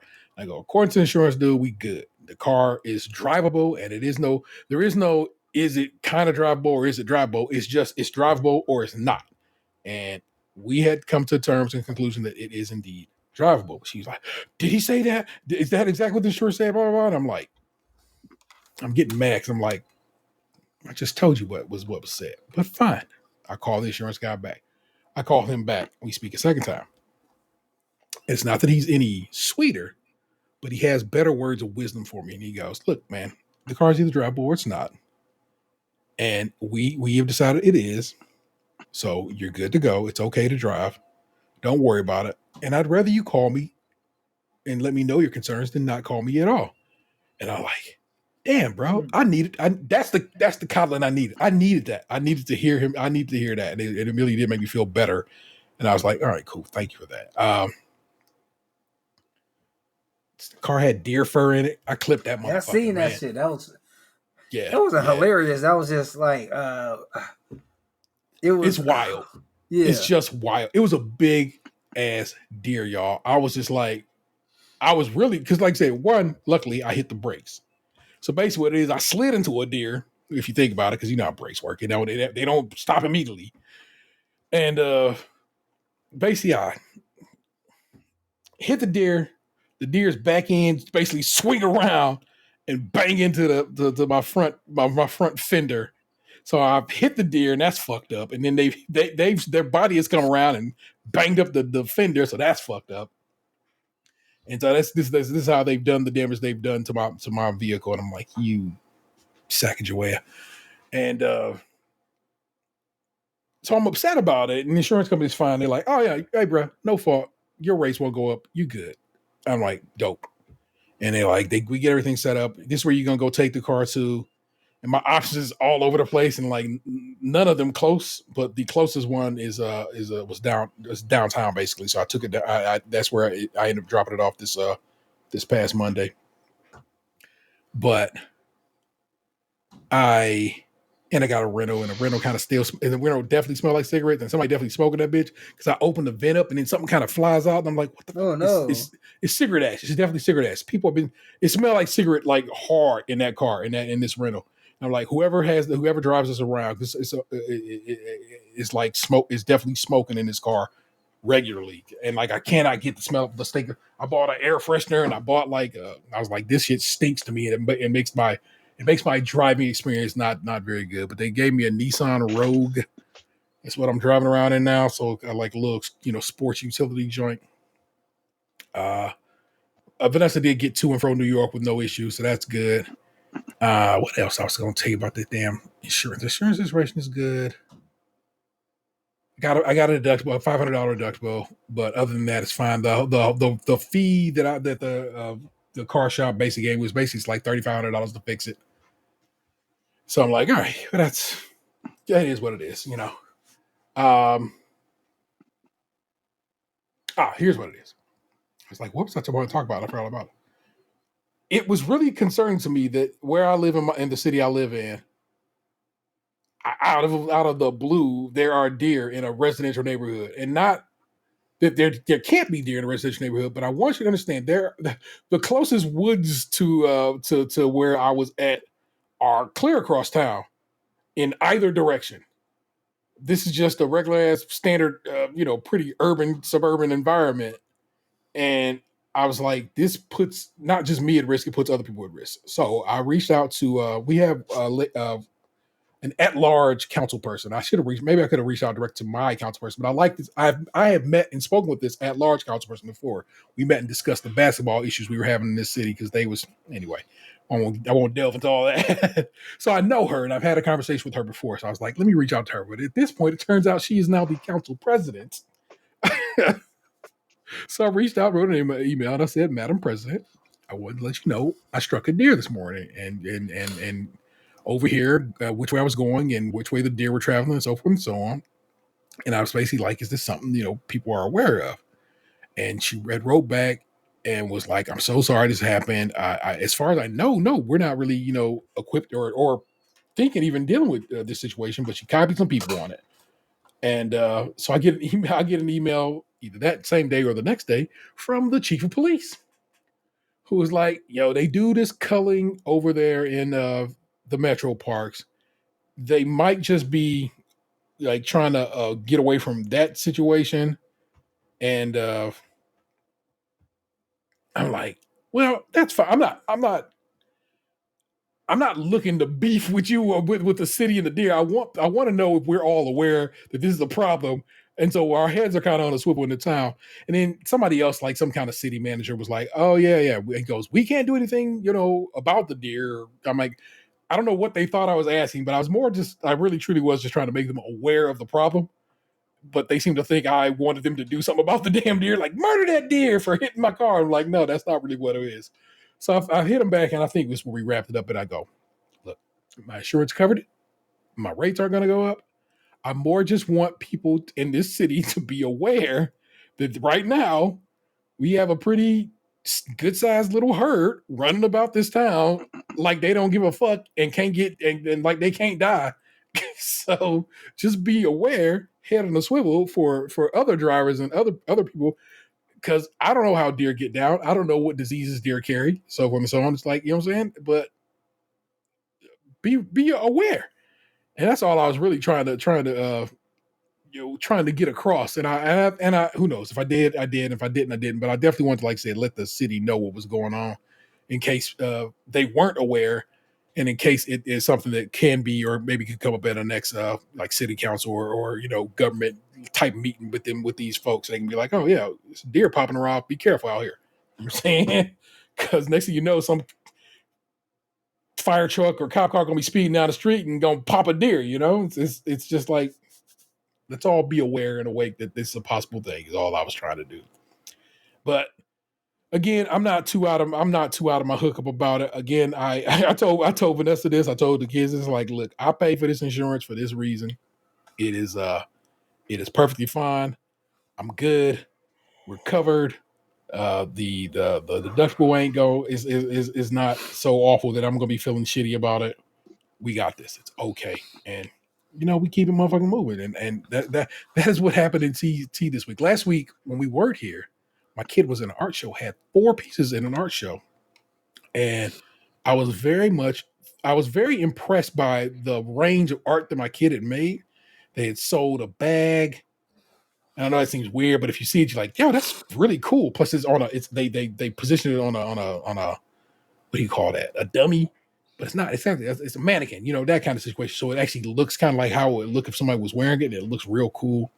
They did a oil piece. They did like I forgot another various mediums. I'm saying, so they got all these pieces in here, and all of them are like different mediums. And my kid just really kicked ass at it, including the paper mache frog.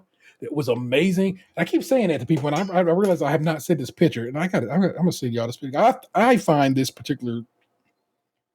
I think this frog looked pretty sweet. And I was like really just impressed. And then because he has multiple teachers, because in the various disciplines of art, it's different teachers who teach things. This teacher teaches the sewing, the fabrics, I think is what they call. The one teacher teaches the clay, the what it is. what's it called when you work with clay? Pottery. Thank you, Pottery? man. Wow, it was not happening, bro. And so, but then like I said, this even this paper mache frog, I thought was like, that's pretty dope. I just sent it to y'all. If it pops up on y'all phones, y'all can whatever. And I was telling Shafi this again on Caddy Monday, but I'll share with y'all. It is just watching my kid blossom into the boy, man, whoever they want to be, and since they transition and know who they are, and watching them blossom as they have learned themselves and know themselves better has been such a gift. And why I feel like when these states and governments are just like, I'm going to prevent your kids from transitioning, I'm like, why would you do that, man? These people's lives are just so much better when they get to live and be their true and full self. And it's so wild that y'all just want to take it away. And y'all seem to want to take it away just so y'all can just for beef reasons. It's like no one, they're never like, they don't even like trying to point out Bible verse or something to support themselves. They just don't fuck with it. And they like, I don't fuck with it, so I ain't letting you get away with it. And it's wild to me that that's the thing. And I'm so proud of my kid for growing and becoming. And I don't know, man. I'm just proud of the kid, bro. And it's like, I think that's pretty dope. So like I said, I had a weird week last week. A very, you know what I'm saying? I hit a goddamn deer, and my kid had a very cool art show, and I'll fuck with it. And that's just a little bit what's been going on around my neck of the woods. But you know how we roll, baby. After we do all this, after we tell our stories and share our bits, we head over to Mean Streets of Reddit. We delve deep into the subreddit. Am I the asshole? But while I'm at Reddit, let me click a little refresh. I got to tell y'all another quick story that maybe y'all will be on my side, or maybe y'all be like, T, you wildin'. And let's visit. Hold on, I want to see if somebody responds to this. See, this motherfucker talking wild. And so I'm like, this is me not responding to this because people are assholes. I actually had wrote about this on Reddit because I wanted to know people's opinions on this matter. I'm going to show y'all something. Again, y'all can point out if y'all think I'm an idiot or y'all think, no, T, you are correct here. I bought a record on Discogs. I was super excited to buy it. It's a cool Pharaoh Munch record. It is Push. It's a 7-inch single that is etched. I don't know if y'all can see that etching, but it says Push on the one side. So it plays music on one side, no music on the other side. The vinyl was listed as mint, as it never played. The sleeve was listed as near mint. Near mint, what does that sound like to you? If you had to guess, if you had an idea about a card sleeve, I'm saying, or what, like almost I'm saying, perfect. or near, almost perfect. When it arrived instead,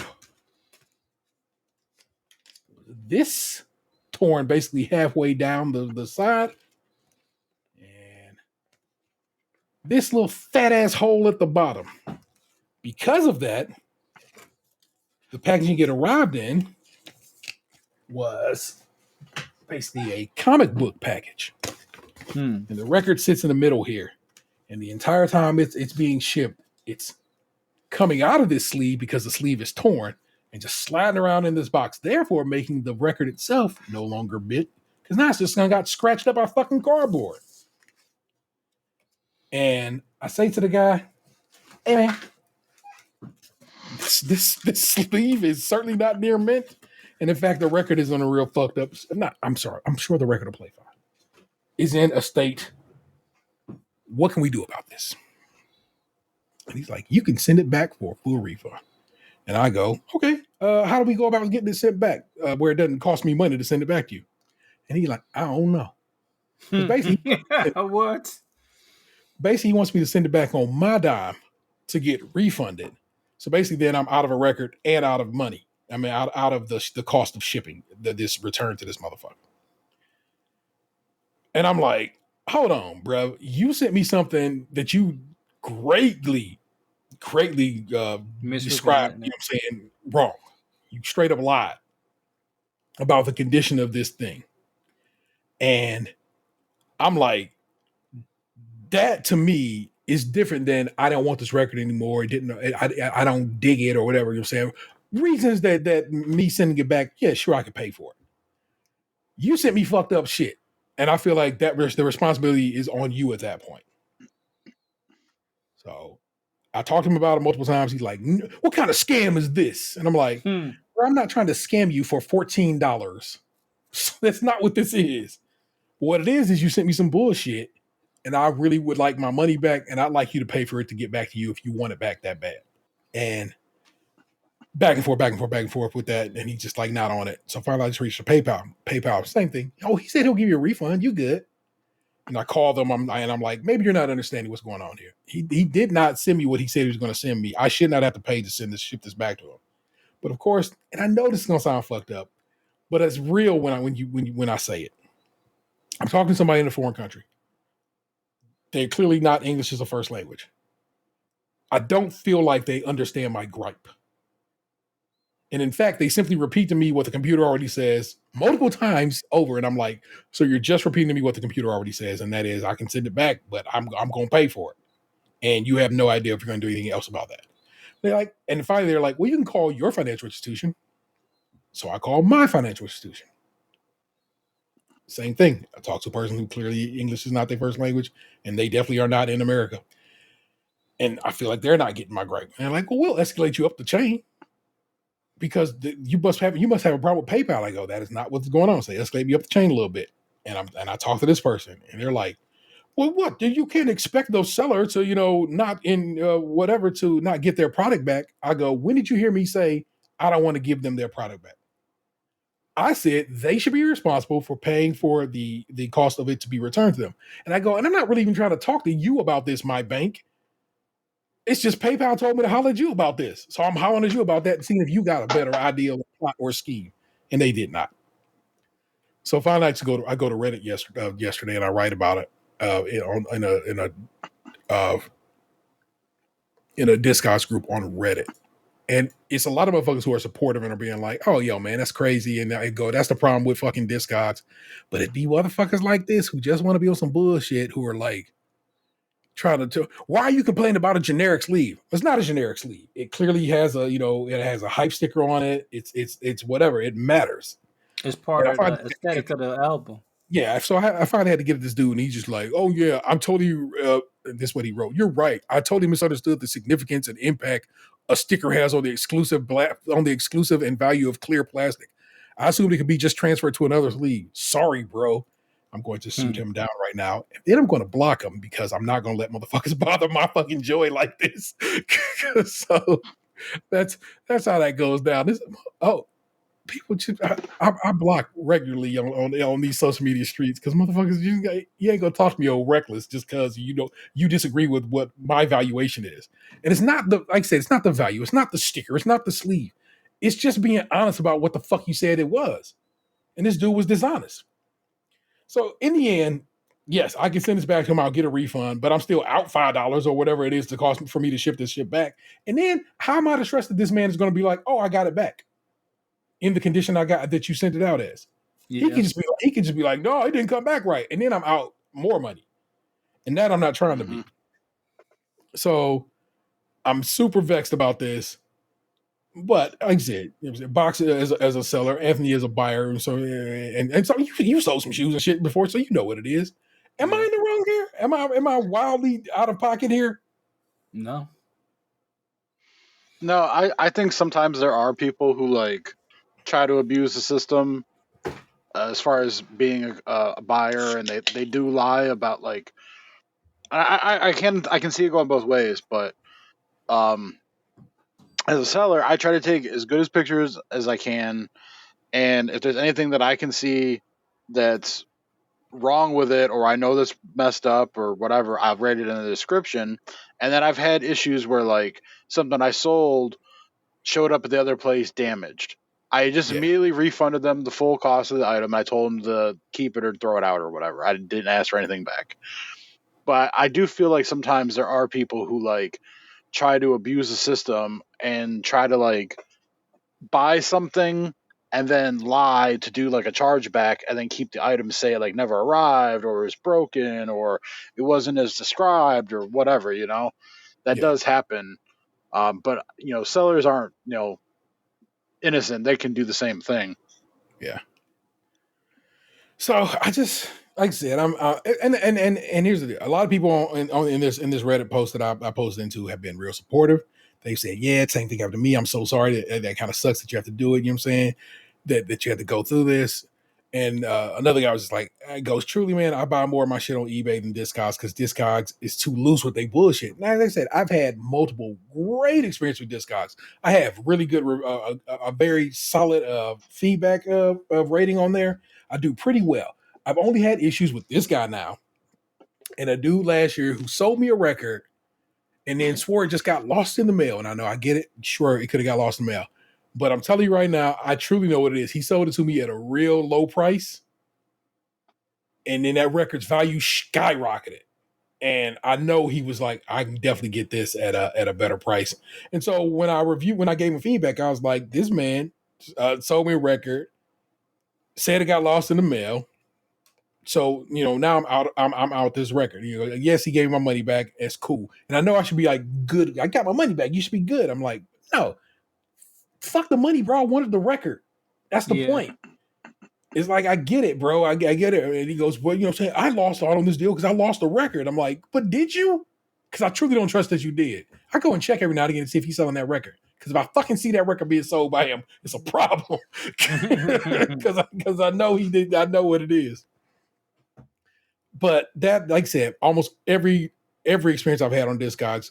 Actually, you know what? The first time I bought a record on Discogs, it arrived. I think not as good as condition, and I immediately gave it neutral feedback. I didn't give it poor feedback. And dude hit me up, was like, "Hey man, you could have hit me up in first and blah blah blah." And I was like, "Oh yeah, you know what? I guess I could have." And going forward, that was always how I got down. If something came a little out of pocket or whatever, I made a point to have a discussion before I gave anybody feedback. And so I that was me being a Discogs rookie, not knowing that whatever. So now that dude, like I said, who I told you last year, I gave a bad review to, gave me a bad review. And actually, I actually, somebody in this same post that I'm on was like, you can actually reach out to Discogs and have them remove that bad review because it's clearly some bullshit. And I'm like, oh, that's dope, because then I get like that'll get my review higher up. I'm like 95 out of 100, so I still got an A. But and basically, I'm a buyer. I'm not selling shit on Discogs. I buy shit on Discogs. So it's like I buy it. I'm not even do fuck around and make offers or anything like that. Or even though in some situations you can make an offer, I go in. I'm like, all right, that's a price I can fuck with. I buy it and I keep it moving. And I pay for it immediately. There's never anything like I'll pay. I guess you got some time to pay for shit on Discogs. I guess basically it gives you time to change your mind. But not I go in, I buy it, I pay for it, it ships, I get it. I have a good review situation, but not in this current situation. So I guess I'm going to keep that, is what it comes down to. And I'm probably going to see if I can buy another one of those sleeves. And I'm going to slowly and gently remove with this razor right here that I do, remove that sticker, try to stick it on there so it at least all looks like nice and it is the condition it should be in. But I hate that it had to come to that. I hate that I had to go through all this bullshit just to be like, yeah, I did you wrong, and there's no punishment for it, And again, it's $14. I'm not, it's not breaking the bank, but it's just the respect on it. It's just, put some respect on it, man. Sorry, I told you I was done, but then I realized I had Reddit shit to talk about. But again, here we are already at Reddit, and we're there to go to the subreddit, Am I the Asshole, where each week we look up, I pull some Am I the Assholes, we go over them, we decide if they are assholes or not. We have a good time. I had some pulled last week that got replaced all this week by new ones, but I saved those other ones, so they're there for if we are so inclined to use them. So let me refresh all these so everybody's good to go. Oh man, this one got locked and removed. Oh, too bad. Let me see if it's in there for me to read it. Ooh. It is. There's a copy of it in the post, so I think that'll be fun to read. And what about this one? This person has been. All right, so that one's there. So here we go. Am I the asshole for not telling my roommates I am the landlord? I am your landlord, B. That's exactly what I was thinking. The one that got deleted, but we can still read because it's in the post is, am I the asshole for refusing to spend my day off gardening?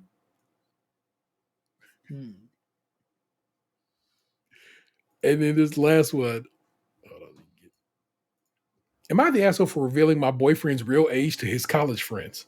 Hmm. So, which one speaks to y'all? The one you want to hear first? Exactly. Revealing the age. Yeah, the last one. Fair enough. Let's jump on it. Am I the asshole for revealing my boyfriend's age to his college friends? I am 40, and my boyfriend is turning 42 as well very soon. We've been a couple for almost a decade now, living together since right before COVID. Been together for a decade. Wow, y'all, that's still fair. That's fairly recent in my opinion. When the pandemic hit, he lost his job, and I kept us afloat with my own salary while he tried to get by until he decided to go back to college because he never got any degree after high school. We discussed it. I was okay with him not working in order to support his studies. At first, he really struggled with focusing and concentrating and almost gave up. But I noticed his improvements encouraged him, and now he is on a good track for excellent grades. All that does is make me kind of want to go back to school and get a degree, y'all. Later this year, he will get his degree, and he's already has some good ideas about what to do after that.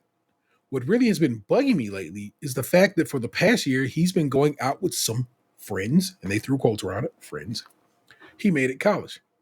Literally dudes in their early 20s, young adults, while he's twice their age. Now he can really pass. Now he can really pass for way younger than he is. You know, that sub 13 or 30. Wow.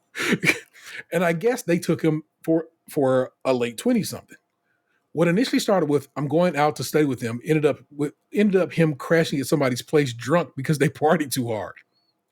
I know he's not cheating on me. I follow them on Instagram and I see what they do. Just guys doing and being dudes, I guess. The problem is I need him functioning because we have stuff to do around the house. And I rely on him since I'm at the office all day. We don't have kids, but commitments, errands like adults. When I confronted him about his behavior, he defended himself saying that he never got to experience the college life and he just wanted to have some fun. I was okay with it initially, but as the degree is approaching, they really are taking it too far now. Taking it too far. Now he's even talking about going on vacation with them this summer. I was like, excuse me? Vacation with teenagers now? Clearly they're not teenagers. She just said they're in their 20s, so now she's just being a bitch. A bitch is too harsh, but now she's being a butt. I'll go with that. Maybe you should bring me for supporting you during all this mess. Somebody's just hating is what it comes down to. He said he would, but wanted to have one last shot at college life. The college life he never had before parting ways with them forever. Or parting ways forever with them is how that's actually written. Eventually I had enough and I sent a message to one of the dudes. Okay. Again, I hadn't read this before, so this is I sent a message to one of the dudes saying, can they please leave him alone for a while? Because apparently I have to step up and be the only adult.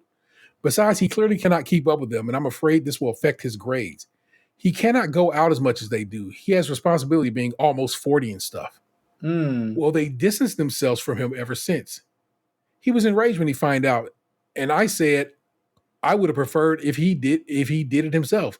But apparently he was so enthralled by the college life for a moment, I really thought he self-convinced to be 20s again.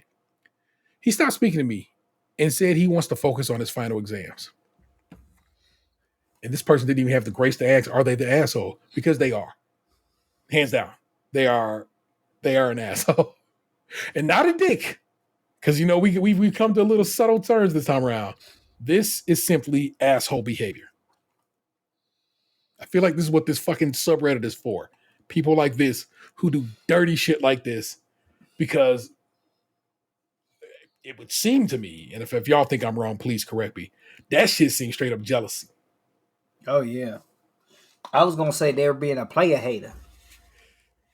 Which is, you know what I'm saying? That indeed is what that would be. Box them off the pocket here, I'm out of pocket here. No, I agree. I feel like if they have a problem with it, they got to work it out with their husband, not try to fucking sabotage things on the sly like that. That's some dirty shit. Who would like? I love you, so let me fuck up your friendships. It must What you've done, must have been some is, tenders in that group. yeah, what you've done is certainly probably put a dent in your relationship that I'm sure, well, hopefully you maybe can bounce back from, but wouldn't be me, player. Saying. Yeah, the thing is, and like people of all different kind of ages can be friends with like other people. Like we're all three, like we're in a age range, but Yes. it's not like we're all like 39. You know, Yeah. people, there people get different things from other people. Like one, I'm gonna bring it back to my bowling team. Yeah. Like one of the dudes on our bowling team that like I told you bowls every week, he's like 53. Yeah. We're like the rest of like my one buddy's like 42, 43, something like that. The rest of us are like 38. Yeah. But like we got a little bit of range. I bowled on bowling teams before where dudes were in their 70s. Yeah. I remember the OG used to tell us about. Yeah, Fred the bread man. Word up. Let's check out some of the comments here. This is from Signal Permit, asshole enthusiast. This is tricky because your boyfriend shouldn't have lied about his age. Didn't lie about his age. He doesn't say nothing. No. See, don't do that. But I personally think you messing his college friends makes you the asshole. Most because you didn't say what is slipping through the cracks because of his hanging out with them. It sounds like, guess what? More like you're jealous that he's having fun without you. I don't mean anything over the top by saying jealous. I just can't think of a better word for it. I went back to college as a 23-year-old and felt like I was ancient. My first day back, someone asked if I was a teacher. It embarrassed me because people my age were either graduated or about to. So I can kind of understand why he wasn't upfront with him. Edit because apparently I have weddings on the brain and called the boyfriend husband. Okay, hey, there you go. And then somebody slides in there and says, where does it say anything about him lying? The post says they took him for a late 20-something. And then Signal Permit responds, you're right. I was thinking more along the lines of omission, but there really was no reason for him to disclose his age. And let me scroll down. It's simply not possible to spend that much time with people without the conversation showing your relative age unless boyfriend was deliberately concealing it. There's no way to talk about your interests, your past experiences, or even what currently going on in your life without revealing you're 40. Has he ever discussed that he has a living girlfriend because he was laid off from his career? Has nobody noticed that he doesn't have TikTok talked about games he liked on the N64 / can't name an Olivia Rodrigo song? What somebody asked him about the year he's in school. Does he say freshman? Like that meaningfully explains this. Man, you are reaching. And then my man who had already checked somebody else on this came back and said, I see this entirely different. I see this as an overbearing girlfriend, inappropriately and out of the blue, injecting her unhappiness into his relationships. Unsurprisingly, his friends all pulled back because they don't need that in their lives. The younger 20-somethings knew or could have figured out if they figured it out. They didn't care. That's exactly what it is. It's like they probably recognized how old Buddy was and was like, oh shit, his lady up in this shit. Let me just leave that at be. It's probably not because of his age that they were like, let me back off. They probably like, oh, this chick wilding, and I don't need. Yeah, they probably thought it was just a weird situation. Like, hey man, like you got some shit you probably need to handle. Yeah, for sure. I want to click on this person's name to see if they responded to anybody. Nah, not a single one, because they knew they was wrong. They got lit up, and of course, Reddit has said this person is an asshole because sometimes Reddit is just, and they know this person is an asshole. Man, I should not be that. I gotta quit getting this angry at people making me. Oh, okay. Here we go. Hey, this person says everyone sucks here. Telling his friends to distance themselves from him was pretty petty and controlling. Acting like a 20-year-old out partying with the guys and going on vacation with them was pretty immature, irresponsible, and disrespectful to the wife, not his wife, who is covering the bill so he can play instead of focus on school. Did those guys even know he was married? And then somebody says he's not married, and then they respond, "Oh, I'm sorry, I missed that." I don't know if that makes it better or worse for OP. Maybe leave him and see how he likes living it up on his own dime. The disrespect, bro. They discussed it. She agreed to let this man go to school, and he goes to school and just try to have a good thing. Whatever. That shit is so whack to me. It's just wildly disrespectful. So we'll let that one be. Am I the asshole for refusing to spend my off time gardening? Yeah. I have taken tomorrow off work to relax, which my girlfriend knows about. My plan was to just play video games, watch Netflix, read, and just chill out at home. My girlfriend went to see her mom yesterday, and her mom mentioned she was planning to do the gardening over the weekend. My girlfriend told her mom that I was off work tomorrow and would come around to do it for her since her mom is over 60 and struggles to do the gardening. My girlfriend mentioned this to me and I refused to do it. I told her she knows I was planning on relaxing, so I don't really want to spend all day gardening. My girlfriend said her mom needs someone to help her, so I told her to go over and help her.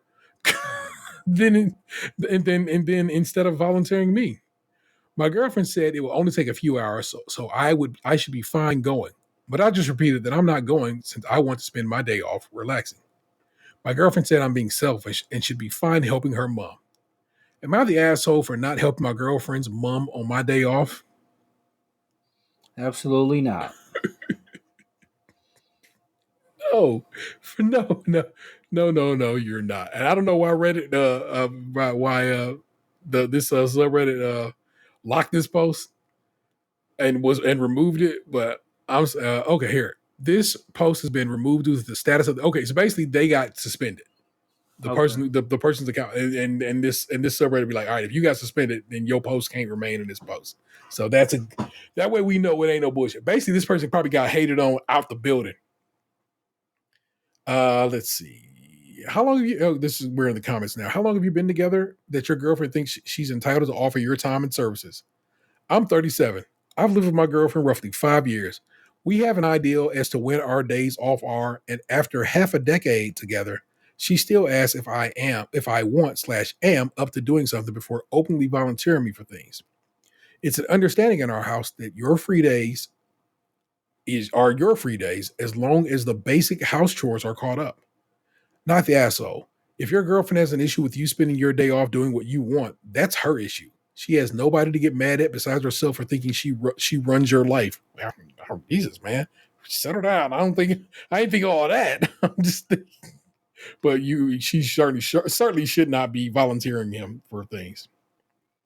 This person says, seriously, I'm married and I don't volunteer my husband for anything. That's crazy. And then somebody responds to that person says, she didn't even volunteer him. She voluntold him. Somebody responds to that says, same, married 25 years. There are certain things that we know come up that our parents will need help with, but we warn each other as far in advance as possible and address any conflicts beforehand. And somebody responds to that. Seriously, married 30 years now. Both our fathers have passed away and we live close to his mother, to my mother, not his. Even so, I've never expected my husband to help my mother for any reason. If she needs something done that I can't do, then I ask him if he can help on his day off.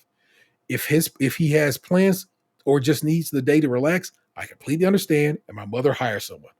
OP needs to reconsider this relationship. Jesus, I didn't think that. Crazy. But I don't think this person's an asshole for wanting their day off.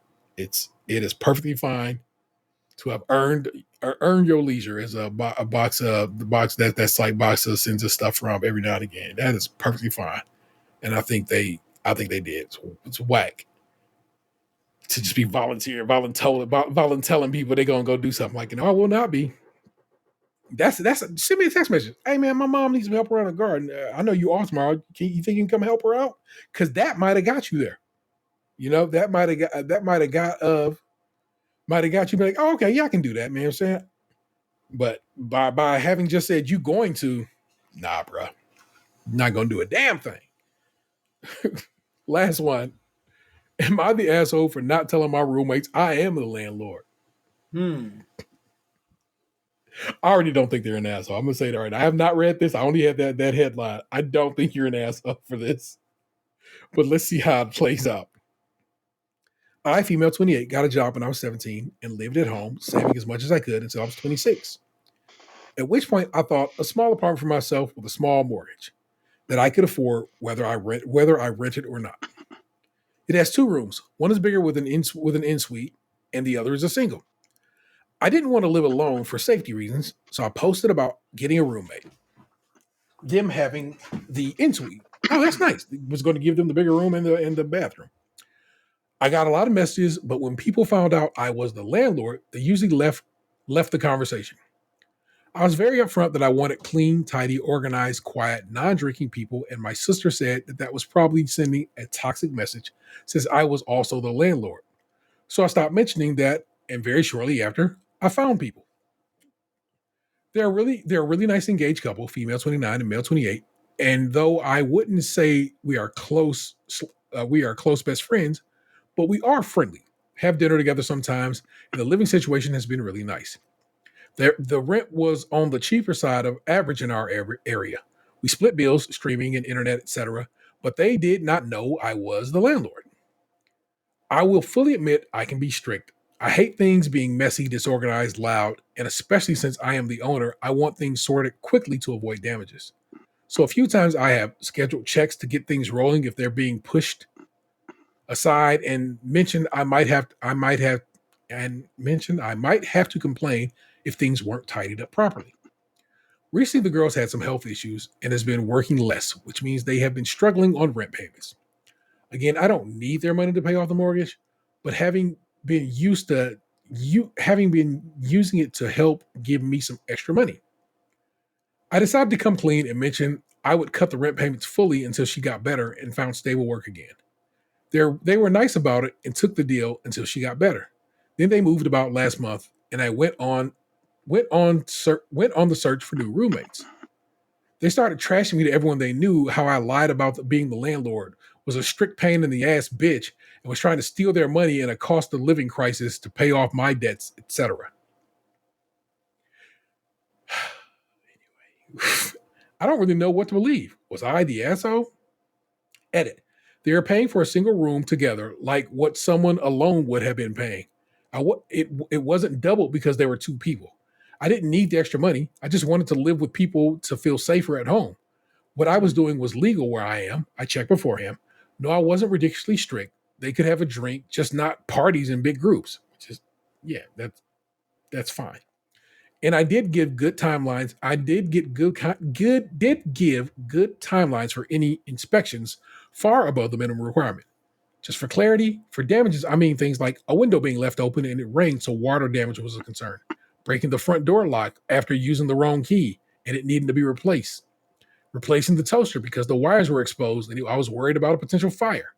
Their habit of leaving the stove turned on with nothing on it. I mean, there's nothing on it. Noise and stuff wasn't an issue. It was just something I put. It was just something I put in the ad to deter party people. Mess only became an issue if it was left there for a few days / a week in a communal area and was getting in the way. So is this person the asshole for not having told their tenants that they were indeed not their roommates but tenants by not saying that they were the landlord? Nope. So here's the thing. I feel like they should have told them, only because if you're like, say you're a renter and you're moving into somewhere, unless that person has like a company that handles the property, shouldn't you know who your landlord is? But also at the same time, I feel like these people were kind of shitty in the way that she said that they wrote all that shit about her. Yeah. So basically she was like, "Hey, I need a roommate," and they probably just was like, "Oh, I mean," and it's player price. They're like, "Shit, no questions asked. I will give you the money and you pay the rent." You know, they probably just didn't even bother to ask. Especially in this environment that we live in now, you know, all people just roommating up and subletting and so forth and so on. So that's probably what that actually ends up being, which is why nobody thought to ask, "Hey man, who the fuck is my landlord? Who am I giving this money to?" I am the landlord, B, is what we said earlier, and that is just the case. I don't know. I don't think this person's an asshole. This doesn't even rise to asshole or dick, in my opinion. You wanted people to live with you because you were like fresh to the notion of living alone, and you gave them a good price on a nice room. You gave them the bigger room with the bathroom. That's real nice. You could have been like, you get the small room, I'm pissing over here in the corner. You know what I'm saying? But nah, you were cool about it. Let's see. This person is Forgerous. Forgerous is their name. Their title, Pooper Intended. Pooper Intended. Okay, let's look at it differently. There's someone who is happy with the rent cost, happy with the rules. They sign up, papers question mark, and live in without knowing that their roommate is the landlord. They get by fine for a long time. Then they learn that they were always living with the person who owns the flat and go crazy about it. If you are not legally required to disclose who is the landlord when renting out in your country, then not the asshole. Ask yourself, why would someone be fine with paying that amount of rent and becoming friends with their roommate, but the moment they learn the truth, it's not fine? Because they would feel entitled to your assets, and even if they pay below average rent, they would consider you ripping them off and start to guilt trip you into lowering the rent, and would consider that they might be such good friends to you that you need to let them live together for free forever and babysit their upcoming babies too and pay for their college as you're such a big homeowner. Next time, just say that you're the landlord and try not to befriend your roommates too much, or they will once become your best friends to live there for free. I don't know. That's Stretch. That's a stretch. The person responded to that said, "Come on, dude. Are you entirely socially inept?" The answer is because this changes the social dynamic entirely. Any sane person understands this immediately. Being friends with someone and being friends with friends with whom you have to pay money are two completely different things. OP has inherent power over that other person, something she's omitted, and the other person feels like they are entirely justified, by the way, being lied to by that omission. They're not friends, they are landlord and tenant. Newsflash, people don't like being lied to and also don't like sudden changes in the power dynamic completely out of their control. 100% the tenant feels betrayed and lied to, which is both true. You're the asshole, OP, and quite so.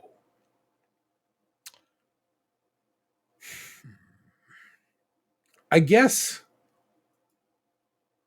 there could be a power dynamic, but again, this person, gave them the big room, let them pay lesser rent, and then when they were in kind of a bad way, was like, "Hey man, let's I'll cut your rent down. While you going through it right now." So actually tried to put them on the game. You know what I'm saying?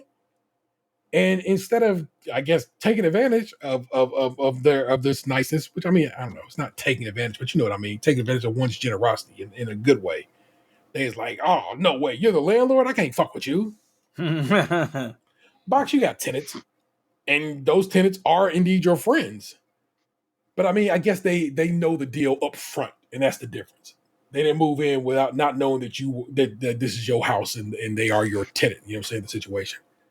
I guess there's a power dynamic there, but I don't feel like you wield it, over anybody. Not as much as I should. So that's what's up. Just like I said, it's just because I don't see it as jacked up as these people do. But sure, you got it, buddy. But again, Reddit said this person's not an asshole. I say they're not an asshole. And the fellas, y'all, not the asshole or sort of asshole-ish, kind of dickish. What are y'all thinking? No, not the asshole. Yeah, not an asshole at all. There you go. That's what's up. That was our visit with the subreddit Am I the Asshole. Hope you guys enjoyed that. We do it every week. It's a good time to be had. Let's delve into the realm of entertainment this week. I want to make sure I got everything. So I wrote stuff down on this show notes, but also I had shit on my phone.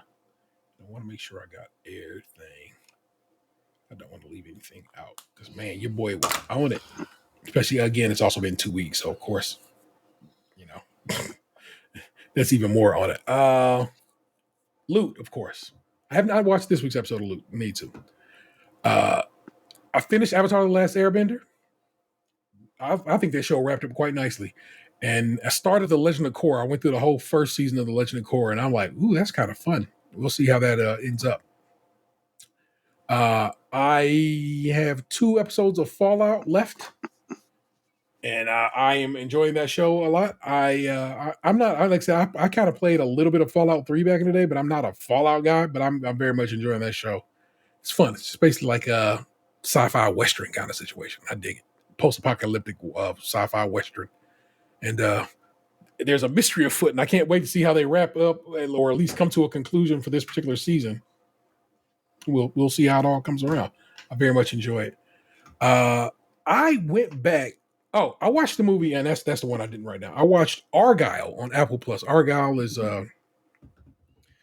Dallas Bryce Howard, Sam Rockwell, the mom from Home Alone, and Bryan Cranston. I know I should know the mom from Home Alone's name, Catherine O'Hara. O'Hara. Thank you. So I don't want to just leave her out. And Bryan Cranston, you know, my man from Malcolm in the Middle. Yes, I know he's from Breaking Bad, but he always gonna be Malcolm's dad to me. A fun movie. The guy who directed Kingsman, the Kingsman movies, directed this. So that style, imagine that style of movie of action and color and brightness and so forth, and Samuel L. Jackson and so forth and so on. I thought a real fun movie. It's been poorly reviewed. The critics don't fuck with it, but I think it was very fun. Plus, I'm saying it's just right there available for what I'm paying for already for Apple TV. So why not? But after I finish watching it, you know, Apple will serve you up this like, here's our top 10 what's popping this week. And I noticed a show that has remained in their top 10 for a while now that I had started but never finished was The Big Door Prize. And I started it and I thought it was fine. I just never wrapped it up. And I was like, let me go back and finish this show because I thought I enjoyed most of it. And I can finish it, whatever. One, turns out it's a season 2 of that show going on right now. 2, it wrapped up so fun. It was such an interesting little premise. And I'm like, oh, this is great. And then I watched 2 more episodes. I was hoping they had finished season 2 and I could just go through all of it. No, season 2 is live right now and happening currently. And I'm waiting on, well, it's probably out. Episode 3 of season 2 to pop off so I can watch it. Damn it. Because it's a good show. It's a real fun show. Sci-fi mystery, comedy situation. Real fun. And I truly am enjoying that show. And I'm glad. I'm glad for it. I'm glad I gave it a try to finish it up. And that turns out it's a pretty good show. A lot of Apple TV stuff. And of course, X-Men 97 on Disney Plus. You caught up, Box? I am. I watched the new episode yesterday. Fire. I don't know why this show is so good. I do. It's a hell of a writing staff is what it comes down to, but it's also animated gorgeously. And this last episode, boy, you get a little sprinkle. Hey, I'm about to really spoil some shit for y'all. So if y'all don't want to be spoiled X-Men 97, man, you know what the deal is. Bruh. Magneto goes to the North Pole and hit the whole planet with that Omega level fucking power. And they start flashing like, oh shit, Spider-Man. Oh shit, Silver Samurai. Oh shit, Omega Red. Wait a minute. Was that Dr. Doom I saw earlier? And Baron Zemo? And kind of in the background, maybe Killmonger? Fire. And did they mention Camertage and points in time that can't be changed? Fuck yeah, they did. It's all this little MCU and then comic shit all just sprinkled into this show, making it so much better. Bruh, when the Summers landed out after jumping out that Porsche and that Jean Grey with that damn Iron Man like that pose with her arms straight out and Cable on one side, gun in the air, Scott inside, hand on the visor. That's a comic frame. It's gorgeous. I want the fucking, it's not a cell because they do that on a computer, but if it had a cell, I would love to have it, frame that bitch and have it on a wall somewhere because it's amazing. I love that shit. And then, of course, you wrap it up at the end. Professor X, to me, my X-Men. And motherfuckers' eyes start glowing because it's that kind of power because Charles Xavier got that kind of juice. Yes, please.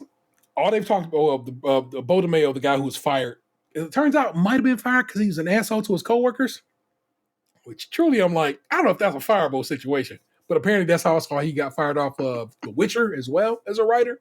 Because apparently he's an asshole. I'm gonna say, look, if you writing shit like this and you ain't put nobody in a hospital situation, I might have to let you walk and let you be an asshole because you're very good at what you do. Because I'm always hearing good things about the first season of The Witcher too. So it's like clearly he's a good damn writer. He's just touchy. I'm kind of all right with it. But Bodemeo said basically the finale, 8, 9, and 10, is that hot shit. Also, he said, don't expect time travel to fix this. They is basically telling me they not going to bring my man, why can I not remember his name, Box? Bishop? Rogue's man, Gambit. That they is not going to bring Gambit back. That's a fixed point in time that what happened on Genosha and everybody who died on Genosha died. And I'm like, damn, that's crazy and sad because I really fuck with Gambit. That's one of my dudes. Boy, seeing Wolverine fight and the Nightcrawler jump in with 3 swords, one in each hand and then one in his tail. Bitch. I love it. I absolutely love that show, man. So, get down to get. I can't wait to see what they bring next week. I both hate and love that it's not all the way out because I want it now. But also, I love having a week to reflect and look at people talk about and discuss it and point out things I might have missed and so forth. It's the same reason I really love that Kendrick song. I love people pointing out things I might have missed or glanced over unintentionally. I want to rewatch it because when I watched it the other day, I didn't have my subwoofer plugged in. I had moved my subwoofer for something, and I want to hear I want to get the rumble popping off. So I want to watch that again just because. X-Men 97, y'all should be getting down with it. Fortnite had an Avatar event, which is why I was watching Avatar. I went through, I cleared that Avatar battle pass, and so I got everything out of it, including an Appa glider, which is kind of sweet. I can glide down, standing on Appa's back, which I love. Out of nowhere, I just had a Tetris bug hit me. So at first I started with Tetris 99 on the Switch, which is basically a Tetris Battle Royale kind of game. And I played some rounds of that and had a good time with it. But then I was like, I'm going to pull out. Let me get on Connected. So I played Tetris Effect Connected, which I own on the Switch. And I was like, I ran right through it. Y'all ran like straight to credits. And I was like, how unexpected. But I was just still itching. And I owned it on PlayStation 4. And of course, it plays on PlayStation 5. So I went and pulled it off the shelf, threw it in there. And they was like, upgrade to the PlayStation 5 version for $10. And I was like, I'll give you a $10 to see if these, how much better these graphics can get. But also it gives you like dual sense support, you know what I'm saying? So like you get some controller situations popping off. And I played it right then and there again, all the way through the credits. So I was in a Tetris place, y'all, and I fucked with it. I jumped back on Spider-Man 2 yesterday. And I've been having a good time with that. And what arrived at the house today was a PlayStation Portal. It's a basically a screen with a dual sense stuck on the sides of it. And you can stream the PlayStation to it. And basically, imagine, if you will, a Wii U. The console sits one place and the screen elsewhere. And works great. Got it today, set it up today, played around with it for a little bit. It's mostly for Vanessa. In fact, it is her Mother's Day gift. So she can run through her Final Fantasy games. And she is currently upstairs right now playing that very thing. And I know when I go to bed here in a little bit, if she has not killed that battery, she will still be playing it when I go upstairs here shortly. And she was super excited to get it and start playing it, and I love it, and I love that for her. Chalky had recommended that when we were talking earlier this week, and I was like, oh, and I saw it went on sale at it's at like Monday or Tuesday, and I was like, oh shit, I should get, because we talked, me and Vanessa had discussed it before, so I was like, yeah, I should go ahead and get that. But I knew I couldn't wait till Mother's Day to give it to her because we're weird about gifts. Nobody trying to wait around, so I just hooked her up. I'm still reading those X-Men comics. I got the next one, and I got the next, actually like 8 of them shits because they were all available to be pulled off of Libby. So new X-Men Volume 2, and I have 3 through 7 in my Libby already, and I will probably read through those and enjoy those. And that's you know what I've been listening to? We talked about it for a full segment of this show earlier. Euphoria, Kendrick Lamar. That's what I'm getting down with. That's my entertainment for the week. Gentlemen, y'all been fucking around with anything? I watched X-Men, and I think that was it. Besides, sports and wrestling. Excellent. Um, so I've been watching the RoboDoc on Prime, which is What is that? a documentary about RoboCop, the movie.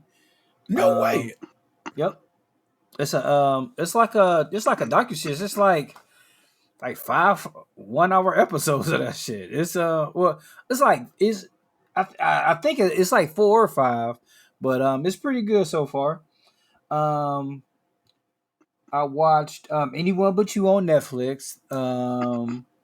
I watched season 2 of Loot on Apple TV Plus. Hack season 3. The first couple episodes are up on Max. The Jinx on Max season 2. Newcomers. They're doing Scorsese right now, which I'm not to be bothered, bro. I was like, dude, nah, I'm not listening. They are these episodes are fucking good. Get out. Seriously? Like, you know how I am about that show. Yeah. You know how much I like. They have some material where it's like they did Raging Bull, which is I like pretty much all Scorsese movies. It would be interesting if so the last one I listened to, I didn't listen to episode 2 just because I had never seen that movie. It was like I think I just didn't see that movie. Maybe I'll double back. But they're doing Raging Bull this week. Yeah. Raging Bull is one of my favorite movies. And they're taking it seriously. None of it, like they'll have their little jokes or whatever. But straight up and down, I think the first, what did they do first? I forgot. But it's good. And like they're taking it seriously. They're not like making their like little remarks and shit that really make me mad. But like I said, they were doing Raging Bull, and the guy was like, "Hey man, are you guys gonna do King of Comedy? If they do King of Comedy, oh boy, like it's one of his like least known movies, but the most relevant movie he's ever done. Like, it's about this guy named Rupert Pupkin, who goes on to this Johnny Carson esque show, but it's by it's like Jerry Lewis plays the other person. Yeah. And like he wants to go on the show. He's like obsessed with this with Jerry Lewis, and like he ends up like kidnapping him. And when he does that, he becomes a celebrity. Wow. And it's like, it's so relevant now. Like, he getting his 15 minutes of fame from committing a crime, basically. Yeah. They say that the Joker movie, which I've never watched because I have no affinity for the Joker movie, owes a lot to that movie. Yeah. Oh so. Yeah. The King of Comedy is one of Scorsese's great movies. I don't know. Shit, I wouldn't even know to begin where they're gonna would watch it at. Like, yeah. I remember when I got it on DVD back in the day, it was a big deal. So, but Newcomers this season is good. Like I said, I have a very love hate listen experience with that show, so I'm enjoying it, and that was it. Fair. I love it. Let me pull up the show page right quick. I thought I had a little bit of. I know, in fact, that I have a little interaction on here. But housekeeping, please rate, review, subscribe, and share this show wherever possible. That would probably be on Apple Podcasts and over on YouTube, where we're caught up on the audio versions on YouTube, not on the video versions. My apologies. It's much more challenging than one would think to make video or put video together. But still, the audio portions are all up to date. I'm good on that. If you want to support the show financially, you got a few bucks to toss our way. Consider supporting us over on Patreon. Members at the $5 tier get extra content each month and early access to new shows. We have merch available at tpublic.com/user/StageCountryMilk, all one word. And feel free to give us a call, 216-264-6311. That's 216-264-6311. We would certainly love to hear from you, and hear from you we have over on the show's Spotify feed. My man Kerry hit us up because the question I asked was, y'all read these write-ups? Heck, do y'all read these Q&As? And my man Kerry said, yes and yes. I normally skim, see what I did there, the write-ups to see what kind of shenanigans I'm in store for. But I won't be heartbroken if you decide to stop, because I actually was like, what prevented the show from going up earlier than it did last week was me having to sit and do a write-up. And I was just like, I was just not in a write-up-y place. I think I did okay. If you read it, you'll be like, all right, that's fine. But still, it was some effort, I'll tell you that much. Tie game in New York, okay. Or in Philadelphia, as it were. Although technically I'm watching on the internet, which is always going to be behind the actual, situation of the game, but still. Okay. I think we've gone over everything there we need to. That's what's up. Thanks for the love, Kerry. Thanks for the love. All the listeners who give us a shout out and peace to the gods and all that good stuff. So good stuff. We will be back. We'll be back next week. Maybe, probably. I don't foresee us not being back next week, but you know what I'm saying? Sometimes, bro, we just take time off. And so that's just what it is. Oh, I can tell you that So Chef officially begins recording on Tuesday, the 14th of this month. And then I just sent to Nick Jew and Ant in our little group chat that Great American Bake Show comes back on the 24th of this month. So lots of stuff in that feed starting very soon. So get ready. Now that I think about it, in that vein, I did watch an episode of Best Bites on HBO Max. Oh, it was like a Guy Fieri show. Guy Fieri, okay. So the first episode was that Asian guy that's on Guys Grocery Games. He does the TikTok videos with the puppet and the light skinned brother. Yeah. He was on it. Cheetah? Yo, cheetah. Yeah. Oh shit! And Noah. Well, not the two of them, but like the chef and his wife did cameo sometimes. Yeah. He was on there. Some ginger lady I've never heard of, and then some tall white guy I never heard of. Basically, the premise of the show was, get in there. Yeah, I just won $50.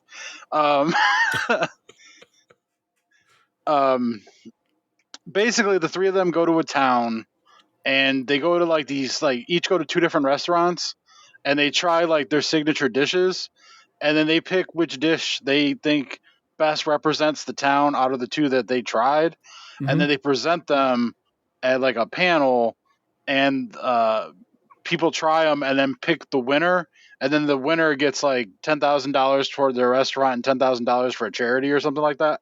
Okay. So I only watched the first episode, and they were in like UC Austin, California, or some shit like that. Okay. And so like one place was like a sushi place, one place was like a hot dog place, another place was like a barbecue place. So it was all kinds of like different cuisines. The guy wasn't like on the show per se. He like videoed in, and it was like I almost like they made it seem like it was his concept, and his friends were doing the show. Yeah, good. Fuck with it. All right, you said this on Max? Yep. Yeah, it was on HBO Max.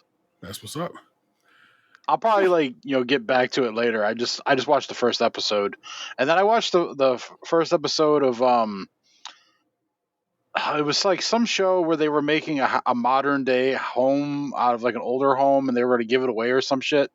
And I watched the first episode, and I was like, this is kind of boring, and I didn't watch any more after that. That happens every year. That's pretty much a big advertisement for like, all the materials and stuff that they use is like it's sponsored by. Oh, this house is sponsored by Lowe's. It's pretty much. It's just a big advertisement, man. I forgot. If y'all recall, I told y'all it was going to be record store day. And so I got to go hit a record store day. And for the first time ever, I got every single record. Or the nice. first time in a long while. So let's run through of what I got on record store day. This is De La Soul live at Tramps, 1996. De La Soul did a real famous show at Tramps nightclub in New York in '96, and here it is on vinyl, on a lovely tan vinyl. And that was a fun get. I got BDP's Edutainment. It's on a real nice little yellow black vinyl. I pretty much bought this for one song. It's Love's Gonna Get You. It's one of my favorite KRS-One songs ever. Absolutely love it. I did go ahead and pull the trigger on that Ready to Die instrumentals. Yeah. It's not even all. It's like Big Papa, One More Chance, Who Shot You, Juicy, Unbelievable, and Warning. It's not even all the instrumentals. I mean, Who Shot You is one of my favorite beats of all time. For sure. Got Nas's Illmatic remixes and rarities. So that's fun. Then I have stories to tell about these. So I dragged Lee with me to go to record store day because on that same day we were going to go and open him a bank account, and to do that we needed to re-up his learner's permit because it had expired, and you got to have an ID to open a bank account. And so because he woke up late, I was like, we're going to go get records first. We'll get the rest of the stuff done after the fact. And so we just hung out in line at our local spot, the same spot that Aunt said not did him dirty, but they were not very nice the last time we went there. So we stood in line, and there's this lady in front of us, and she was talking. And unlike some people who stand in line, I will tell people what I'm there for. People sometimes won't tell you what they're there for because they think you're going to steal it or take it or, I don't know, try to rob them for it. I don't know what they think is going to occur, but I'm like, relax, baby. This is what I'm here for, and I hope I get it. And if I don't get it, it's cool. But we chop it up with this lady. She's super nice.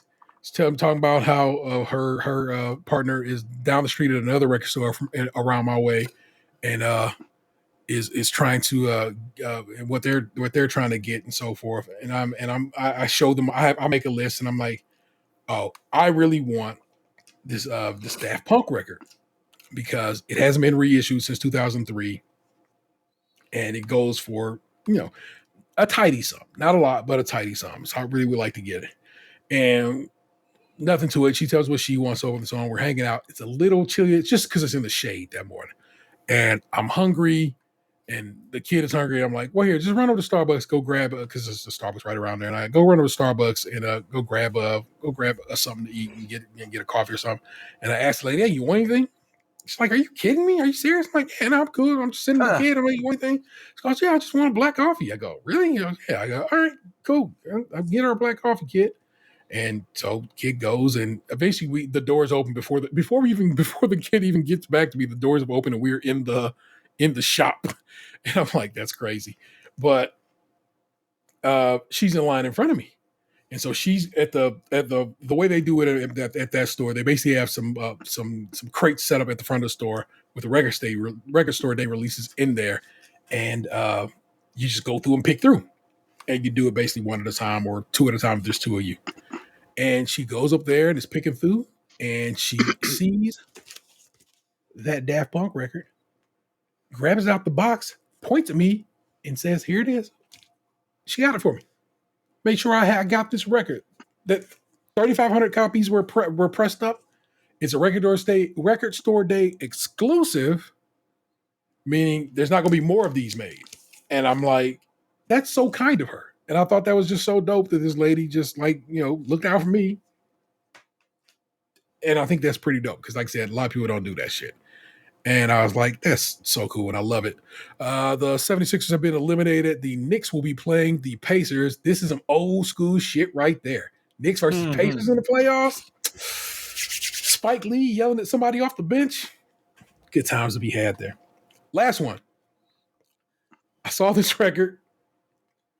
Dirty Heads, the Dessert EP. I promise you, I saw it, was like, that's a pretty record. That's why I wanted it. It's just pretty. Then I listened to it, and it's great. Turns out this is good music. It's some reggae, hip hop type shit that these white boys made, so it's kind of weird.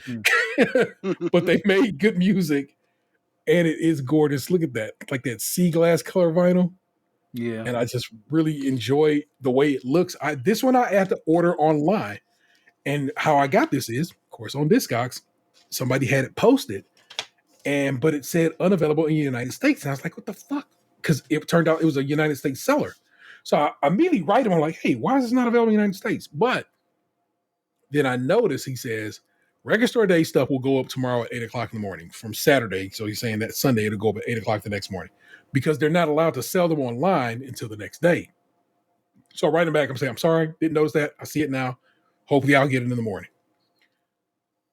I set an alarm. Wake up. I'm at my desk right here, ready to go at 8 o'clock in the morning. And I click and nothing happens. I refresh, pops right up.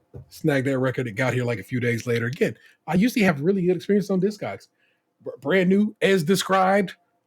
Fuckers. And I tried to buy it online on Saturday. Let me tell you something. I found a website online that had it. It was $22 for the record, $22 for shipping. It was going to come from Japan. I was willing to pay $44 for this record. But in fact, I did pay $44, but they hit me back, was like, we don't got this record. Sorry, we'll refund you. And they did. Because we can do that, people. We can just be nice and refund money without being dicks. I got this record. $15. I got it for the price it probably should have been sold at to begin with, because this guy who was selling it on Discogs was just selling it at cost. Well, not cost probably. He probably profited a little bit, but he sold it at a good price and with good and a good shipping price. I was fucking so excited about that. So happy to have it. Like I said, I got everything. I got all the records I wanted on Record Store Day, and I think that's dope. And I'm glad I got to share that with you guys and with you, the listeners, of course. Let me wrap it up. Put a fork in this motherfucker. I was about to, we had other things show up because we be thinking, and again, of course, like I said, we've had a couple of weeks off, so of course we had to get caught up on things. That is, of course, the 216's own. It's Tatum. Yes. That's what's up. The piss pirate himself. That's what's up. Peeing all over the place. That is Lunchbox 2099. Can Monopoly go fuck yourself? I am the Internet 713. You've just been podcasted to. Oh, that's not how we end the show no more. I'm sorry. I'm taking that away from you. I am the Internet 713. Don't make me push you into traffic. We'll catch you next week. Oh. Peace. What happened to your ass? It used to be beautiful.